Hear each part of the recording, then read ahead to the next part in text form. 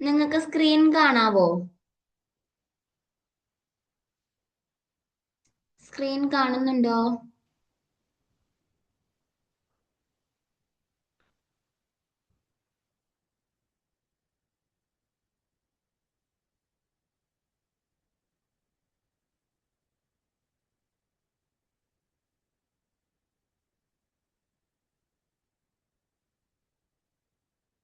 Yes yes yes. Okay.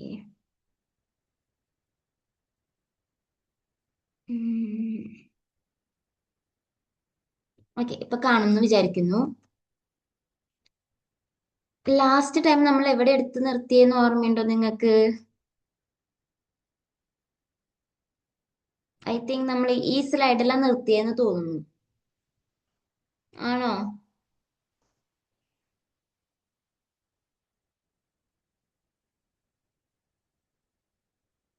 ഈ സ്ലൈഡിലാണോ നമ്മൾ നിർത്തിയത്?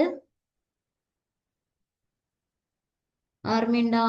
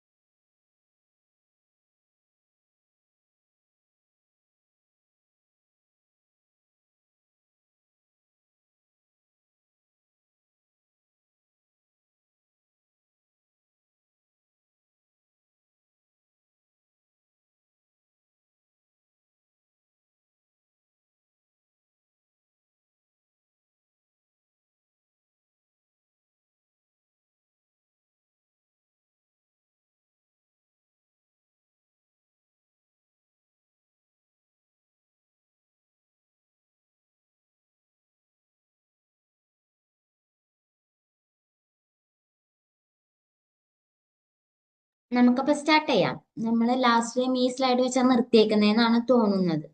ഓക്കെ, നമ്മളിത് പറഞ്ഞായിരുന്നു.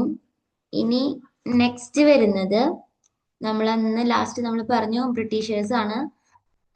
ബ്രിട്ടീഷേഴ്സിന്റെ കാര്യം, അതായത് ഇംഗ്ലീഷുകാർ, അവരാണ് ഇവിടെ വന്നിട്ടുണ്ടായിരുന്നത്. അവരുടെ കാര്യങ്ങളൊക്കെ പറഞ്ഞു. അവർക്ക് ഈ പറയുന്ന Magna Carta of the company ആയിട്ട് 1717 ഫറൂഖ് ഷിയാസ് ഫർമാൻ കിട്ടിയ കാര്യങ്ങൾ പറഞ്ഞു.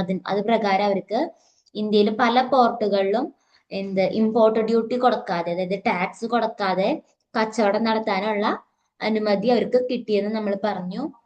പിന്നെന്തായിരുന്നു, അവർക്ക് കോയിൻ, അവരുടെ കമ്പനിയിൽ മിന്റ് ചെയ്യുന്ന കോയിൻസ് യൂസ് ചെയ്തിട്ട് അവർക്ക് ഇത് നടത്താം, ട്രേഡ്, കച്ചവടം നടത്താം. അല്ലെങ്കിൽ അത്രയും നാൾ എങ്ങനെയായിരുന്നു, ഗോൾഡ് ആയിരുന്നു കൊടുത്തിരുന്നത്, അല്ലെങ്കിൽ ഗോൾഡ് അല്ലെങ്കിൽ മറ്റ് പ്രഷ്യസ് മെറ്റൽസ് ഒക്കെ ആയിരുന്നു കൊടുത്തിരുന്നത്. ഇപ്പൊ അവർക്ക് എന്ത് ചെയ്യാം, അവരുടെ കമ്പനിയിൽ മിന്റ് ചെയ്യുന്ന കോയിൻസ് ഒക്കെ വെച്ചിട്ട് ട്രേഡ് ചെയ്യാനുള്ള ഒരു അനുമതി അവർക്ക് കിട്ടിയായിരുന്നു. ഓക്കെ, ഇതൊക്കെ നമ്മൾ അന്ന് പറഞ്ഞതാണ്. ഇനി നമുക്ക് നെക്സ്റ്റ് നോക്കേണ്ടത് അത് കഴിഞ്ഞിട്ട് വന്നിട്ടുള്ള ഫോറിൻ അല്ലെങ്കിൽ യൂറോപ്യൻസ്, ഇന്ത്യയിൽ വന്ന യൂറോപ്യൻസ് ആരാണെന്നാണ്. നമ്മൾ പറയും ഡെയിൻസ് എന്ന് പറയും, അതായത് ഡെൻമാർക്കിലുള്ള ആളുകളെയാണ് നമ്മൾ പറയുന്നത് ഡെയിൻസ് എന്ന് പറയുന്നത്. അപ്പോ ഈ ഡാനിഷ് പീപ്പിൾ, എന്താ പറയാ, ഡെയിൻസ്, അവര് വന്നത് അതായത് ഡെൻമാർക്കിലുള്ള ആളുകള് 1620-ലാണ് അവരുടെ കമ്പനി ട്രാൻകുബർ, തഞ്ചോറിനടുത്ത് ട്രാൻകുബർ, അവിടെ അവരുടെ first Danish East India company അല്ലെങ്കിൽ ഒരു ഫാക്ടറി എസ്റ്റാബ്ലിഷ് ചെയ്യുന്നത് 1620-ലാണ്. Okay, important Danish settlement in India was Serampore in Bengal. ബംഗാളിലുള്ള സെറാംപൂർ എന്ന് പറയുന്ന സ്ഥലത്തായിരുന്നു ഈ പറയുന്ന ഡെയിൻസ് അല്ലെങ്കിൽ ഡെൻമാർക്കിൽ നിന്ന് വന്ന ആ ഗ്രൂപ്പ് ഓഫ് പീപ്പിളിന്റെ, ട്രേഡിന് വേണ്ടി വന്ന ആളുകളുടെ ഹെഡ് ക്വാർട്ടേഴ്സ്, അല്ലെങ്കിൽ ഇന്ത്യയിലുള്ള അവരുടെ ഹെഡ് ക്വാർട്ടേഴ്സ് അല്ലെങ്കിൽ അവരുടെ മെയിൻ ഡാനിഷ് സെറ്റിൽമെന്റ് ഉള്ളത് ഈ പറയുന്ന ബംഗാളിലാണ് നമുക്ക് പറയാം. ഓക്കെ, പിന്നെ എന്തൊക്കെയുണ്ട്, 1845 1620 വന്നിട്ട് അവർ പിന്നീട് 1845 ഒക്കെ ആയപ്പോഴെന്ത് ചെയ്തു, അവര് സ്ഥാപിച്ച ഫാക്ടറി എന്ത് ചെയ്തു, ബ്രിട്ടീഷുകാർക്ക് വിറ്റു. കാരണം ഡെൻമാർക്കിലുള്ള ആളുകൾക്ക് എന്താ പറയുക, ഇന്ത്യയിൽ വന്നിട്ട് പച്ച പിടിക്കാൻ പറ്റാത്തൊരവസ്ഥ എന്ന് നമ്മൾ പറയില്ലേ, അതായത് പച്ച പിടിക്കാനൊന്നും പറ്റുന്നില്ല. കാരണം എന്താണ്, അവിടെ ഓൾറെഡി ബ്രിട്ടീഷുകാർ ഭയങ്കരമായിട്ട് ഫ്ലറിഷ് ചെയ്തിട്ടുണ്ട്. പിന്നെന്തായിരുന്നു, ഫ്രഞ്ച് സുപ്രമസിയും അവിടെ, ഫ്രാൻസ് അവിടെ നിന്നുള്ളവരും ഇവിടെ ഉള്ള കാരണം കൊണ്ട് അവർക്ക് എന്ത് ചെയ്യാൻ പറ്റിയില്ല, അധികം അങ്ങ് പച്ച പിടിച്ച് അങ്ങോട്ട് പെട്ടെന്ന് അങ്ങോട്ട് കയറാൻ പറ്റില്ല. അപ്പൊ എന്ത് ചെയ്തു, 1845 ആയപ്പോ ബ്രിട്ടീഷുകാർക്ക് ഈ പറഞ്ഞ ഡെൻമാർക്കിന്റെ ഫാക്ടറി വിറ്റിട്ട് അവർ ഇവിടുന്ന് പോവാണ് ചെയ്യുന്നത്. പിന്നെന്തായിരുന്നു, ഈ കച്ചവടം അവർക്ക് അത്ര അങ്ങോട്ട് ശരിയായിട്ട് അവർക്ക് പറ്റിയ പണിയല്ല എന്ന് നമ്മൾ പറയില്ലേ. ഇവര് കൂടുതൽ എന്തിലായിരുന്നു ഫോക്കസ് ചെയ്തിട്ടുണ്ടായിരുന്നത്, മിഷണറി ആക്ടിവിറ്റീസ്, അതായത് മതപരമായിട്ടുള്ള ഇപ്പൊ ക്രിസ്ത്യാനിറ്റി സ്പ്രെഡ് ചെയ്യുക, അതിന്റെ ഇതിൽ എന്താ പറയാ, ക്രിസ്ത്യാനിറ്റി സ്പ്രെഡ് ചെയ്യുക, കുറെ സ്കൂളുകൾ സ്ഥാപിക്കുക, പഠിക്കാനുള്ള പള്ളിക്കൂടങ്ങൾ, അങ്ങനെയുള്ള കാര്യങ്ങൾക്കായിരുന്നു അവർ കൂടുതലും ഇമ്പോർട്ടൻസ് കൊടുത്തിരുന്നത്. ആര്, ഈ പറയുന്ന ഡെൻമാർക്കിൽ നിന്നൊക്കെ വന്നിട്ടുള്ളവര്. ഓക്കെ, അത്രയാണ് നമുക്ക് അതിന് അത്ര ഇമ്പോർട്ടൻസ് ഇല്ല അവർക്ക്. കാരണം ഇവര് വന്നു അധികം കാര്യങ്ങളും അവർ ഫാക്ടറി ഒക്കെ എസ്റ്റാബ്ലിഷ് ചെയ്തു, കച്ചവടമൊക്കെ നടത്തിയിരുന്നു. പക്ഷെ ബ്രിട്ടീഷുകാരെ പോലെ അല്ലെങ്കിൽ ഫ്രാൻസിന്റെ പോലെ വലിയ വലിയ കച്ചവടങ്ങൾ അല്ലെങ്കിൽ ഒരുപാട് കാലം അങ്ങനെ നമ്മുടെ അഡ്മിനിസ്ട്രേറ്റീവ് പോളിസിയിലേക്കോ അങ്ങനെ ഇതിലേക്കൊന്നും കടന്നു വരാനായിട്ട് അവര് നിന്നിട്ടില്ല. ഓക്കെ, നെക്സ്റ്റ് വരുന്നതാണ് ഫ്രഞ്ച്, അതായത് ഫ്രാൻസിൽ നിന്നുള്ളവർ. ഓക്കെ, നമ്മളിത് പറഞ്ഞിട്ടില്ലല്ലോ, നമ്മളിത് പറഞ്ഞിട്ടുണ്ടോ ഫ്രാൻസിന്റെ? ആരെങ്കിലും ഒന്ന് പറയാവോ?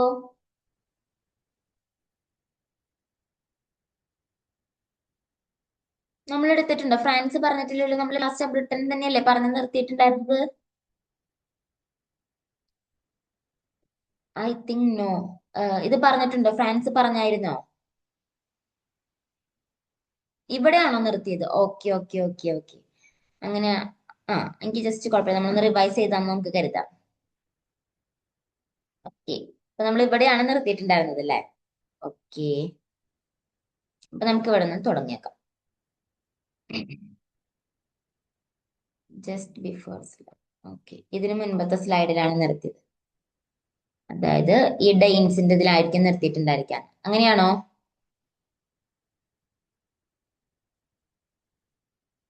ഓക്കെ, എങ്ങനെയാലും കുഴപ്പമില്ല, നമുക്ക് ജസ്റ്റ് ഇപ്പൊ ഇവിടെ നിന്ന് yeah yeah okay, thank you thank you.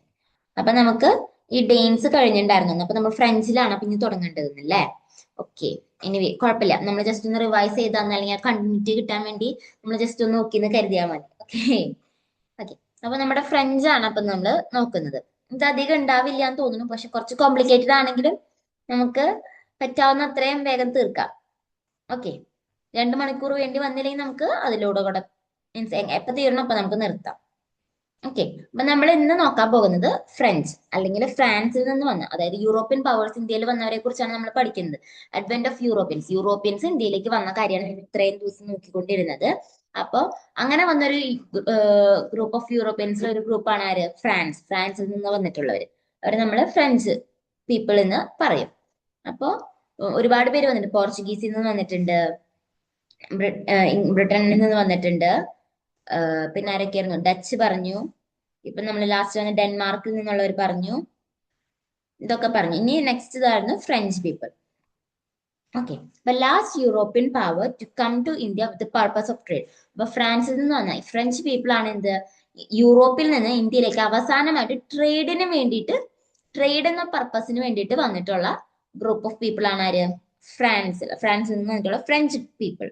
Okay, അപ്പൊ last European power to come to India with purpose of trade, ട്രേഡിന്റെ പർപ്പസിന് വേണ്ടിയിട്ട് ഇന്ത്യയിലേക്ക് വന്ന അവസാനത്തെ ഗ്രൂപ്പ് ഓഫ് അല്ലെങ്കിൽ ഒരു യൂറോപ്യൻ പവർ ആണ് ഫ്രഞ്ച്.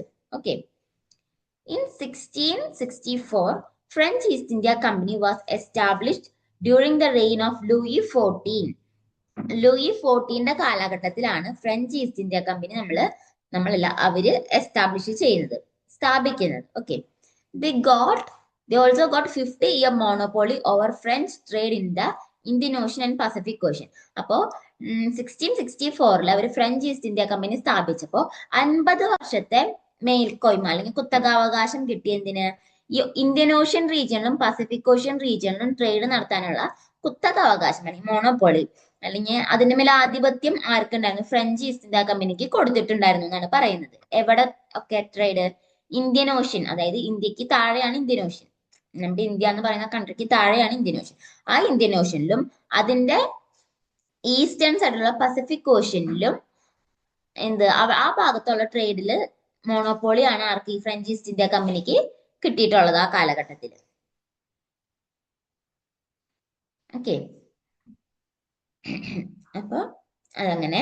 അത് കഴിഞ്ഞിട്ട് പിന്നെ തന്നെ 64 കഴിഞ്ഞിട്ട് 1667 Francis Caron set up factory Surat. Francis Caron എന്ന് പറയുന്ന ഒരു വ്യക്തി 1667 സൂററ്റ്, അതായത് മസൂലിപട്ടണം, സൂററ്റ് നമ്മൾ കുറെ കേട്ടിട്ടുണ്ട്. ഇപ്പൊ നമ്മൾ ഇത്രയും ദിവസങ്ങളിൽ നമ്മൾ ഇവിടെ ഇങ്ങനെ പറഞ്ഞു പോയപ്പോഴൊക്കെ മസൂലിപട്ടണം അല്ലെങ്കിൽ സൂററ്റ് എന്ന് പറഞ്ഞ വാക്ക് കുറെ, അല്ല വാക്കല്ല, ആ സ്ഥലം നമ്മൾ കുറെ കേട്ടിട്ടുണ്ട്. അവിടെ ഒക്കെ ഒരുപാട് എന്തുണ്ട്, ഫാക്ടറീസും കമ്പനികളൊക്കെ എസ്റ്റാബ്ലിഷ് ചെയ്തിട്ടുള്ള സ്ഥലം. അപ്പൊ ഈ പറയുന്ന ഫ്രഞ്ച് പീപ്പിളും എവിടെ, ഈ പറയുന്ന സൂററ്റിലെ മസൂലിപട്ടണം എന്ന് പറഞ്ഞ സ്ഥലത്ത്, സൂററ്റ് എന്ന് പറഞ്ഞ സ്ഥലത്ത് മസൂലിപട്ടണം എന്ന് പറഞ്ഞ രണ്ട് സ്ഥലമാണ്. അവിടെ അവർ എന്ത് ചെയ്തിട്ടുണ്ട്, ഫാക്ടറീസ് എസ്റ്റാബ്ലിഷ്. സൂററ്റില് 1667 മസൂലിപട്ടണത്തില് 1669 ആണ് അവര് ഫാക്ടറീസ് എസ്റ്റാബ്ലിഷ് ചെയ്തിട്ടുള്ളത്. ഓക്കെ, പിന്നെ എത്രയായിരുന്നു, 67 കഴിഞ്ഞു, 69 കഴിഞ്ഞു, ഇനി എവിടെ എത്തി, 73 അപ്പൊ in 1673 Francis Martin, French governor, അന്നത്തെ ഫ്രഞ്ച് ഗവർണർ ആയിട്ടുള്ള ഫ്രാൻസിസ് മാർട്ടിൻ എന്ന് പറയുന്ന ആള് എന്ത് ചെയ്തു, French company establish settlement at Mahe, Karaikal, Balasore, Kasim Bazar etcetera, Pondicherry become the nerve centre of the French power. അപ്പൊ 1673 ആയപ്പോഴേക്കും എന്ത് ചെയ്തു, അന്നത്തെ ഫ്രഞ്ച് ഗവർണർ ആയിട്ടുള്ള ഫ്രാൻസിസ് മാർട്ടിൻ എന്ന് പറയുന്ന വ്യക്തി കുറച്ച് ഫ്രഞ്ച് കമ്പനികൾ എസ്റ്റാബ്ലിഷ് ചെയ്തു. പിന്നെ അതേപോലെ എന്ത് ചെയ്തു, സെറ്റിൽമെന്റ്സ്, അതായത് ഒരു ഗ്രൂപ്പ് ഓഫ് ഫ്രഞ്ച് പീപ്പിൾ താമസിക്കുന്ന, അല്ലെങ്കിൽ അവരുടെ ഹെഡ് ക്വാർട്ടേഴ്സ് അല്ലെങ്കിൽ ക്വാർട്ടേഴ്സിനോട് ചേർന്ന് അവരുടെ എന്താ പറയാ, അവരുടെ ഓഫീസുകളോട് ചേർന്ന് ഒരു ക്വാർട്ടേഴ്സ് പണിയാൻ തുടങ്ങി. അവിടെ ആളുകൾ എന്ത്, ഫ്രഞ്ച് പീപ്പിൾ ഒരുമിച്ച് താമസിക്കുക, അങ്ങനെയാണ് എന്ത്, ഫ്രഞ്ച് സെറ്റിൽമെന്റ്സ് എന്നൊക്കെ നമ്മൾ പറയുന്നത്. ഗ്രൂപ്പ് ഓഫ് ഫ്രഞ്ച് പീപ്പിൾ താമസിക്കുന്ന, അവിടെ അവർ സെറ്റിൽ ചെയ്ത് അവിടെ താമസിക്കുന്നു. അങ്ങനെ ഫ്രഞ്ച് എന്താ പറയാ, സെറ്റിൽമെന്റ്സ് ഉണ്ടാക്കാനായിട്ട് തുടങ്ങി ഇന്ത്യയിൽ. എങ്ങനെയുള്ള സ്ഥലങ്ങൾക്ക്, മാഹി, കരൈക്കൽ, ബാലസൂർ, ക്വാസിംഗ് ബസാർ എന്നങ്ങനെയുള്ള സ്ഥലങ്ങളിലൊക്കെയാണ്. പിന്നെ എന്തായിരുന്നു, പോണ്ടിച്ചേരി, നമ്മൾ ഇപ്പോഴും പറയും പോണ്ടിച്ചേരി എന്താ, ഒരു ഫ്രഞ്ച് സെറ്റിൽമെന്റ് ഉള്ള സ്ഥലമാണെന്ന് നമ്മൾ ഇപ്പോഴും പറയും. പോണ്ടിച്ചേരി, മാഹി, അതൊക്കെ അങ്ങനെയൊക്കെ കേട്ടില്ലേ ഇപ്പോഴും, ഒരു ഫ്രഞ്ച് അവരുടെ ഒരു പ്രസൻസ് ഉള്ള സ്ഥലമാണ്. ഗോവ, ഗോവയിൽ കൂടുതലും പോർച്ചുഗീസ് നമ്മൾ പറയാം അല്ലെ, ഗോവയിൽ പോർച്ചുഗീസിന്റെ പ്രസൻസ് കൂടുതൽ പറയാം. നമ്മുടെ തമിഴ്നാട് അല്ലെങ്കിൽ എന്താ പറയാ, കേരളന്റെ സൈഡിലാണെങ്കിൽ മാഹി, പിന്നെ പോണ്ടിച്ചേരി, ഇവിടെയൊക്കെ നമ്മൾ എന്ത് പറയും, ഒരു ഫ്രഞ്ച് അല്ലെങ്കിൽ അവരുടെ ഒരു പ്രസൻസ് ഉള്ള സ്ഥലമാണ്. അവരുടെ സെറ്റിൽമെന്റ്സ് ഉണ്ടായിരുന്ന സ്ഥലം. ഇപ്പോഴും നമ്മൾ അവിടെ ചെന്നാൽ നമുക്ക്, നമ്മുടെ സിനിമ ഉണ്ടല്ലോ, ഓ ഏതൊരു സായിപ്പിന്റെ വീട്ടിൽ, ഏതായിരുന്നു സിനിമയുടെ പേര്, കുഞ്ചാക്ക ബോബനൊക്കെ ഉള്ള ഒരു സിനിമ, ഇവര് പഠിക്കാൻ പോണത് പോണ്ടിച്ചേരിയില്, നിങ്ങൾക്ക് അറിയുന്ന വെച്ചാൽ ജസ്റ്റ് പറഞ്ഞോട്ടെ, എനിക്ക് സിനിമയുടെ പേര് ഓർമ്മയില്ല, അത് കാരണം കൊണ്ടാണ്, അല്ലെങ്കിൽ ഞാൻ പറഞ്ഞേനെ. ഇവര്, അയ്യോ,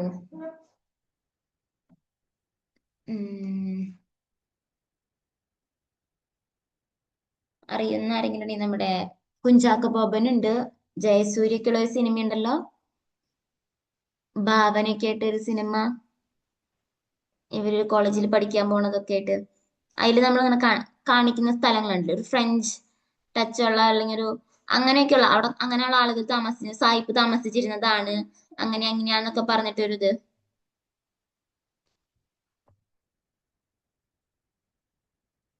ഓക്കെ, എന്തെങ്കിലും ആവട്ടെ, നിങ്ങൾക്ക് ഓർമ്മയില്ലെങ്കിൽ എനിക്ക് ഓർമ്മ, കറക്റ്റ് സിനിമയുടെ പേരൊന്നും കിട്ടുന്നില്ല. ചങ്ങാതിക്കൂട്ടല്ലല്ലോ, അയ്യോ, സ്വപ്നക്കൂട് തന്നെ. ആ സിനിമയില് ഒരു ഫ്രഞ്ച്, അതായത് അവരുടെ സ്ഥലങ്ങളാണെങ്കിലും അവിടെ ഏതൊരു സായിപ്പിന്റെ ഭാര്യയായിട്ടാണ്, അങ്ങനെയാന്നൊക്കെ അതായത് ഫ്രഞ്ച് എന്താ പറയാ, അവരുടെ പ്രസൻസ് ഉള്ള ഒരു സ്ഥലം, അല്ലെങ്കിൽ അവരുടെ സെറ്റിൽമെന്റ്സ് ഉണ്ടായിരുന്ന സ്ഥലമാണ് ഈ പറയുന്ന മാഹി, കരൈക്കൽ, ബാലസൂർ, ക്വാസിംഗ് ബസാർ, പോണ്ടിച്ചേരി, ഇങ്ങനെയൊക്കെയുള്ള സ്ഥലങ്ങൾ. ഓക്കെ, അപ്പൊ അവിടെ ഈ 1673 ആയപ്പോഴേക്കും അവിടെ ഫ്രഞ്ച് സെറ്റിൽമെന്റ്സ് വരെ എസ്റ്റാബ്ലിഷ് ചെയ്തു. അന്നത്തെ ഫ്രഞ്ച് ഗവർണർ ആയിട്ടുള്ള ഫ്രാൻസിസ് മാർട്ടിൻ എന്ന് പറയുന്ന വ്യക്തിയാണ് അവിടെ ഈ പറഞ്ഞ ഫ്രഞ്ച് സെറ്റിൽമെന്റ്സ് എസ്റ്റാബ്ലിഷ് ചെയ്യുന്നത്. ഓക്കെ, പിന്നെ എന്തായിരുന്നു, പിന്നെ 73 കഴിഞ്ഞാൽ ആ വർഷം തന്നെ, in 1673 French obtained permission from Shaista Khan, the Mughal subahdar of Bengal, to establish a township at Chandernagore near Calcutta. കൽക്കട്ടയിലുള്ള ചന്ദ്രനഗർ എന്ന് പറഞ്ഞ സ്ഥലത്ത് അവർക്കൊരു ടൗൺഷിപ്പ് എസ്റ്റാബ്ലിഷ്, അതായത് ഫ്രഞ്ചുകാർക്ക് ടൗൺഷിപ്പ് എസ്റ്റാബ്ലിഷ് ചെയ്യാനുള്ള അനുവാദം അന്നത്തെ മുഗൾ സുബൈദാർ ആയിട്ടുള്ള ഷൈസ്ത ഖാൻ അതിന് പെർമിഷൻ കൊടുക്കുന്നുണ്ട്. ഓക്കെ, കൽക്കട്ടയിലും അപ്പൊ അവർക്ക് എന്തുണ്ട്, ഒരു ഹോൾഡ് ഉണ്ട്, ഫ്രഞ്ച് പീപ്പിളിന് ഒരു ഹോൾഡ് ഉണ്ട്, അല്ലെങ്കിൽ അവരുടെ എന്താ പറയുക ഒരു പ്രസൻസ് അവിടെ ഉണ്ടെന്ന് നമുക്ക് അപ്പൊ അതിൽ നിന്ന് മനസ്സിലാക്കാം. ഒരു ടൗൺഷിപ്പ് ഒക്കെ എസ്റ്റാബ്ലിഷ് ചെയ്യാൻ മാത്രം പവർ അപ്പ് അത്രയും ഉണ്ടായിരിക്കണം അവർക്ക്. അതായത് ചുമ്മാതെ അവരവിടെ ഉണ്ടായിരുന്നു എന്ന് മാത്രം പറഞ്ഞാൽ അവർ പവർഫുൾ ആയിരുന്നു, എന്താ പറയാ അവരുടെ ഒരു പ്രസൻസ് ഉണ്ടായിരുന്നു എന്ന് മാത്രമല്ല ഒരു പവർഫുൾ ആയിരുന്നു. അവർക്ക് ഒരു ടൗൺഷിപ്പ് എന്നൊക്കെ പറയുമ്പോൾ വലിയൊരു ഇതാണ്. അപ്പൊ അത്രയും ഇത് എസ്റ്റാബ്ലിഷ് ചെയ്യാനായിട്ടുള്ള പവർ ഉണ്ട്, അവർക്ക് അതിനുള്ള കഴിവുണ്ട്, ഇതൊക്കെ ഉണ്ട്. ഓക്കെ. അപ്പൊ 1673 കൽക്കട്ടയിലെ ചന്ദർ നഗർ എന്ന് പറയുന്ന സ്ഥലത്ത് ബ്രിട്ടീഷുകാർ എന്ത് ചെയ്തിട്ടുണ്ട്, ബ്രിട്ടീഷുകാരല്ലോ ഫ്രഞ്ച് പീപ്പിൾ എന്ത് ചെയ്തിട്ടുണ്ട്, ടൗൺഷിപ്പ് എസ്റ്റാബ്ലിഷ് ചെയ്യാനായിട്ടുള്ള പെർമിഷൻസ് അവർക്ക് ഷൈസ്ത ഖാൻ, അതായത് അന്നത്തെ മുഗൾ സുബൈദാർ ആയിരുന്നു ബംഗാളിലെ, അദ്ദേഹം കൊടുത്തിട്ടുണ്ട്. പിന്നെ set back in Pondicherry, Dutch captured Pondicherry in 1693. കുറച്ചു കാലത്തേക്ക് എന്തുണ്ടായി, ഈ പോണ്ടിച്ചേരി എന്ന് പറയുന്ന സ്ഥലം ഇപ്പോഴും നമ്മൾ ഫ്രഞ്ചിന്റെ ഒരു കോളനി ആയിട്ട് അല്ലെങ്കിൽ ഒരു ഫ്രഞ്ച് സെറ്റിൽമെന്റ് ഉണ്ടായിരുന്ന സ്ഥലമാണെന്നൊക്കെ നമ്മൾ ഇപ്പോഴും നമ്മൾ പറയുന്നുണ്ടെങ്കിലും ആ കാലഘട്ടത്തില് 1673 ആ കാലഘട്ടത്തിൽ എന്തുണ്ടായിരുന്നു, ഈ പറയുന്ന ഫ്രഞ്ചിന് ഒരു സെറ്റ് ബാക്ക് വരികയും, അതായത് അവരൊന്ന് ഒന്നെന്ന് പറയാ അത്രയും ഉന്നതിയിൽ നിന്നിരുന്നവർ പെട്ടെന്നൊന്ന് താഴെ, അതായത് പവർഫുൾ ഇത്തിരി പവർലെസ് ആയി, അതായത് പവർലെസ് എന്ന് പറയാൻ പറ്റില്ല, ചെറുതായിട്ടൊന്ന് തളർന്നതിന് നല്ലൊരു റൂളർ ഇല്ലാത്തതിന്റെ ആയിരിക്കാം, അങ്ങനെ എന്തെങ്കിലുമൊക്കെ ആയിരിക്കാം. അപ്പൊ ചെറിയൊരു സെറ്റ് ബാക്ക് വന്നു പോണ്ടിച്ചേരി, അതായത് ഈ പറയുന്ന ഫ്രഞ്ച് റൂൾ അല്ലെങ്കിൽ ഫ്രാൻസിന്. അപ്പൊ എന്തുണ്ടായി, ഈ പറയുന്ന പോണ്ടിച്ചേരി ആര് ക്യാപ്ചർ ചെയ്തു, ഡച്ച് പീപ്പിള് ക്യാപ്ചർ ചെയ്തു, ചെറിയൊരു കാലഘട്ടത്തിലേക്ക് മാത്രം, ഒരു ചെറിയൊരു ബ്രീഫ് പീരീഡിലേക്ക്. അങ്ങനെയായിരുന്നു അത്, ഡച്ച് പീപ്പിൾ അത് ക്യാപ്ചർ ചെയ്തു. പിന്നീട് പോണ്ടിച്ചേരി വീണ്ടും റീക്യാപ്ചർ ചെയ്യുന്നുണ്ട്. ഓക്കെ. ഇതാണ് ഫ്രഞ്ചിന്റെ ചെറിയൊരു ഓവറോൾ ആയിട്ട് അല്ലെങ്കിൽ ബാക്ക്ഗ്രൗണ്ട് പറയാന്ന് വെച്ചിട്ടുണ്ടെങ്കിൽ ഇങ്ങനെ നമുക്ക് പറയാനായിട്ട് സാധിക്കും. ഓക്കെ. ഇനി ഈ പറഞ്ഞ ഫ്രാൻസും ബ്രിട്ടനും അല്ലെങ്കിൽ ഫ്രാൻസ് അല്ലെങ്കിൽ ഫ്രഞ്ച് പീപ്പിള് ഇൻവോൾവ് ആയിട്ടുള്ള ബാറ്റിൽസ്, ഇന്ത്യയിൽ ഈ ഫ്രഞ്ച് പീപ്പിള് ഇൻവോൾവ് ആയിട്ടുള്ള ബാറ്റിൽസ് അല്ലെങ്കിൽ സ്ട്രഗിൾസ് അല്ലെങ്കിൽ എന്താ പറയുക വാർസ് ഏതൊക്കെയാണ് നമുക്ക് ജസ്റ്റ് നോക്കി നോക്കാം. ഓക്കെ. അപ്പൊ ഈ പറയുന്ന ആംഗ്ലോ ഫ്രഞ്ച് സ്ട്രഗിൾ സ്റ്റാർട്ട് ചെയ്യുന്നത് എപ്പോഴാണ്,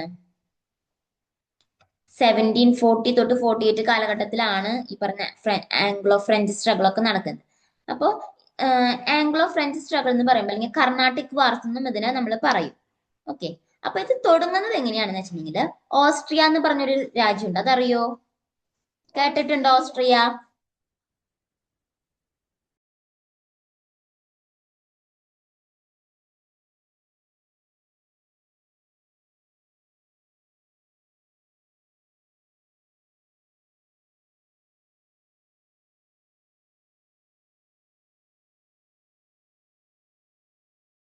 ഓസ്ട്രിയ എന്ന് പറഞ്ഞ് കേട്ടിട്ടില്ലേ നിങ്ങള്? ഓസ്ട്രിയ എന്ന് പറയുന്നൊരു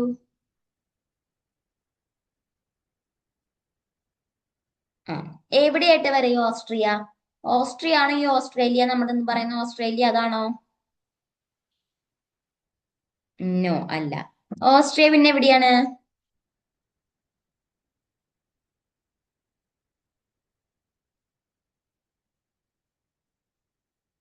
ഓസ്ട്രിയ ഒരു യൂറോപ്യൻ നേഷൻ ആണ്.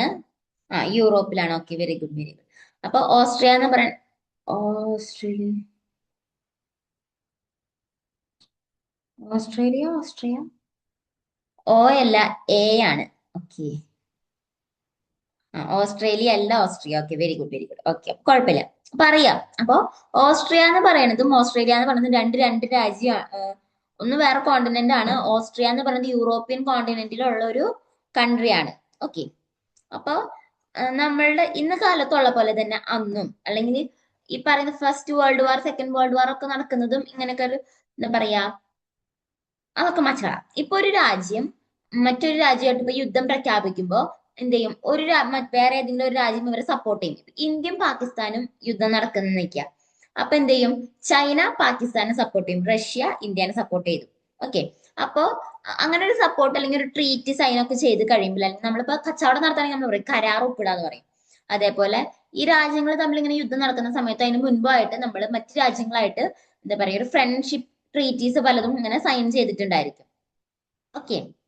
അങ്ങനെ അങ്ങനെ ഒരു ട്രീറ്റ് സൈൻ ചെയ്തിട്ടുണ്ടായിരുന്നു ആര്, ഓസ്ട്രിയയും മറ്റു രാജ്യങ്ങളൊക്കെ തമ്മിൽ.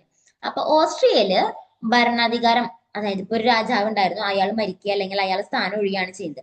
അത് കഴിയുമ്പോൾ അടുത്തത് ആരാകണം, അടുത്ത രാജാവ് ആരാകണം എന്നുള്ളൊരു തർക്കം നടക്കുന്ന സമയമാണ്. അപ്പൊ ആ പദ രാജപദവി പദവി ഏറ്റെടുക്കാനായിട്ട് ആ സമയത്ത് അവിടെ നിന്നൊരു ക്ലാഷ് ഉണ്ടായി. അപ്പൊ ഓസ്ട്രിയയിൽ ഇങ്ങനെ യുദ്ധം നടക്കാണ്. അപ്പൊ ഓസ്ട്രിയനെ സപ്പോർട്ട് ചെയ്തിട്ട് ഗ്രൂപ്പ് ഓഫ് പീപ്പിൾ വരുന്നുണ്ട്. ഓക്കെ. അപ്പൊ ഒരു രാജ്യത്തിനെതിരെ യുദ്ധം ചെയ്യുമ്പോൾ നമ്മള് ഇന്ത്യയും റഷ്യനും നോക്കാം. ഇന്ത്യയും റഷ്യയും ഒരു ഫ്രണ്ട്ഷിപ്പ് ട്രീറ്റി സൈൻ ചെയ്തിട്ടുണ്ട്. അപ്പൊ ഇപ്പൊ ഏതെങ്കിലും ഒരു രാജ്യം ഇന്ത്യക്കെതിരെ യുദ്ധം ചെയ്യുകയാണെങ്കിൽ അത് റഷ്യക്കെതിരെയും കൂടി ആയിട്ടാണ് നിങ്ങൾ ചെയ്യുന്നത് എന്ന് അവര് പറഞ്ഞു വെച്ചിട്ടുണ്ടായിരിക്കും. അങ്ങനെയായിരുന്നു എന്ത് ഈ പറയുന്ന ഫ്രാൻസും ഓസ്ട്രിയയൊക്കെ തമ്മിലുണ്ടായിരുന്നു. ഫ്രാൻസ്, ഓസ്ട്രിയ, ബ്രിട്ടൻ ഇതൊക്കെ തമ്മിൽ. ഓക്കെ. അപ്പൊ ഈ പറയുന്ന ഓസ്ട്രിയൻ വാർ ഓഫ് സക്സഷൻ, അതായത് ഓസ്ട്രിയയിൽ ഇനി അടുത്ത ഭരണം അല്ലെങ്കിൽ ആരായിരിക്കണം അടുത്ത ഭരണാധികാരി എന്നുള്ള ചർച്ച നടക്കുന്ന സമയത്ത് ചെറിയ വാറും എന്താ പറയാ ചെറിയ കോൺഫ്ലിക്ട്സ് ഒക്കെ ഉണ്ടാകുന്നുണ്ട്. അതിന്റെ പേരിൽ പൊട്ടിപ്പുറപ്പെട്ടതാണ് എന്ത് ഫസ്റ്റ് ആംഗ്ലോ ഫ്രഞ്ച് സ്ട്രഗിൾ എന്ന് പറയുന്നത്. ഓക്കെ. അപ്പൊ ഈ യുദ്ധം 1740 സ്റ്റാർട്ട് ചെയ്യുന്നത്. 48 കൂടി അവസാനിക്കുന്നു. അത് കഴിഞ്ഞിട്ട് എന്തുണ്ടായിരുന്നു? ആംഗ്ലോ ഫ്രഞ്ച് സ്ട്രഗിളിന്റെ തുടക്കമാണ് അത്. അത് കഴിഞ്ഞപ്പോ കുറച്ചു കാലം ഗ്യാപ്പ് ഉണ്ട്. അത് കഴിഞ്ഞ് 56 മുതൽ 63 വരെ 7 ഇയേഴ്സ് വാർ നടക്കുന്നുണ്ട്. അതും ഈ ഫ്രാൻസും ബ്രിട്ടനും തമ്മിലുള്ളൊരു, അതായത് ഫ്രാൻസ് ഉൾപ്പെട്ടിട്ടുള്ള ഒരു വാറാണ്. അപ്പൊ ഫ്രാൻസ് ഉൾപ്പെട്ടിട്ടുള്ള വാറുകളുടെ എണ്ണം എടുക്കുകയാണെങ്കിൽ നമുക്ക് പറയാം, ഫസ്റ്റ് വൺ നമുക്ക് പറയാം ഓസ്ട്രിയൻ വാർ ഓഫ് സക്സഷൻ, അല്ലെങ്കിൽ നമ്മൾ എന്ത് പറയും ആംഗ്ലോ ഫ്രഞ്ച് സ്ട്രഗിൾ എന്ന് നമ്മൾ പറയും. ഇത് എവിടെ? ഫ്രാൻസിലും അല്ലെങ്കിൽ യൂറോപ്പിലും മാത്രമായിരുന്നില്ല ഉണ്ടായിരുന്നത്, മറ്റു സ്ഥലങ്ങളിലും ഉണ്ടായിരുന്നു. ഓക്കെ. അതെങ്ങനെ മറ്റു സ്ഥലങ്ങളിലേക്ക് ഈ പറയുന്ന യൂറോപ്പിൽ നടക്കുന്ന വാർ വരുന്നത്? ആരെങ്കിലും ഒന്ന് പറഞ്ഞ വേഗം. എങ്ങനെയാണ് യൂറോപ്പിൽ നടക്കുന്ന വാറ് ലോകത്തിലെ മറ്റു ഭാഗങ്ങളെ എങ്ങനെ അഫക്ട് ചെയ്യുന്നത്? അല്ലെങ്കിൽ മറ്റു രാജ്യങ്ങളിൽ ഈ വാറ് നടക്കാനുള്ള കാരണം എന്തായിരിക്കും?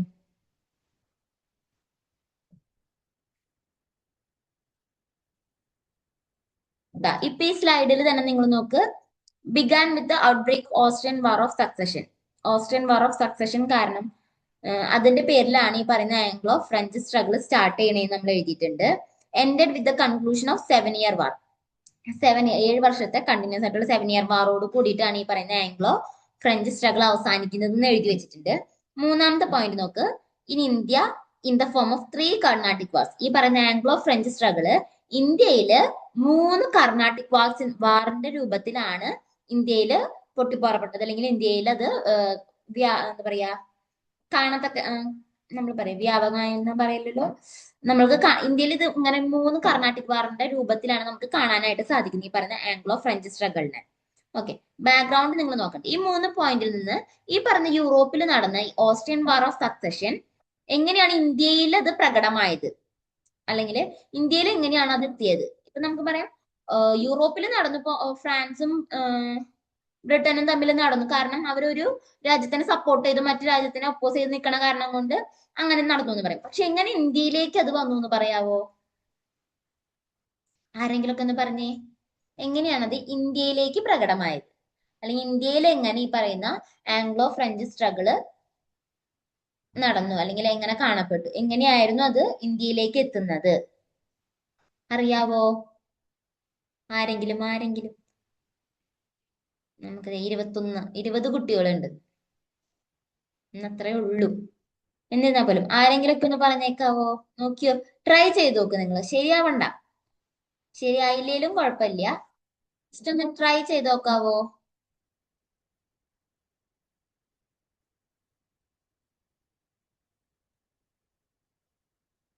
നിങ്ങളുടെ എല്ലാ ട്രൈയും ഇതിനൊന്ന് കൊടുത്തു നോക്കൂ. എങ്ങനെയാണ് ഈ പറയുന്ന യൂറോപ്പിൽ നടക്കുന്ന ഈ വാർ അല്ലെങ്കിൽ സ്ട്രഗിൾ അല്ലെങ്കിൽ ഈ പറയുന്ന കോൺഫ്ലിക്റ്റ് ഇന്ത്യയിലേക്ക് എങ്ങനെ വന്നു? ഇന്ത്യയിൽ 3 കർണാട്ടിക് വാറിന്റെ രൂപത്തിലാണ് കാണുന്നതെന്ന് പറഞ്ഞു.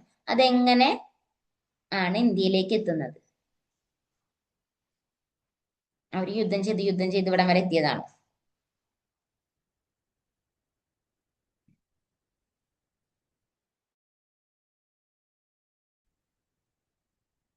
ആരുല്ലേ?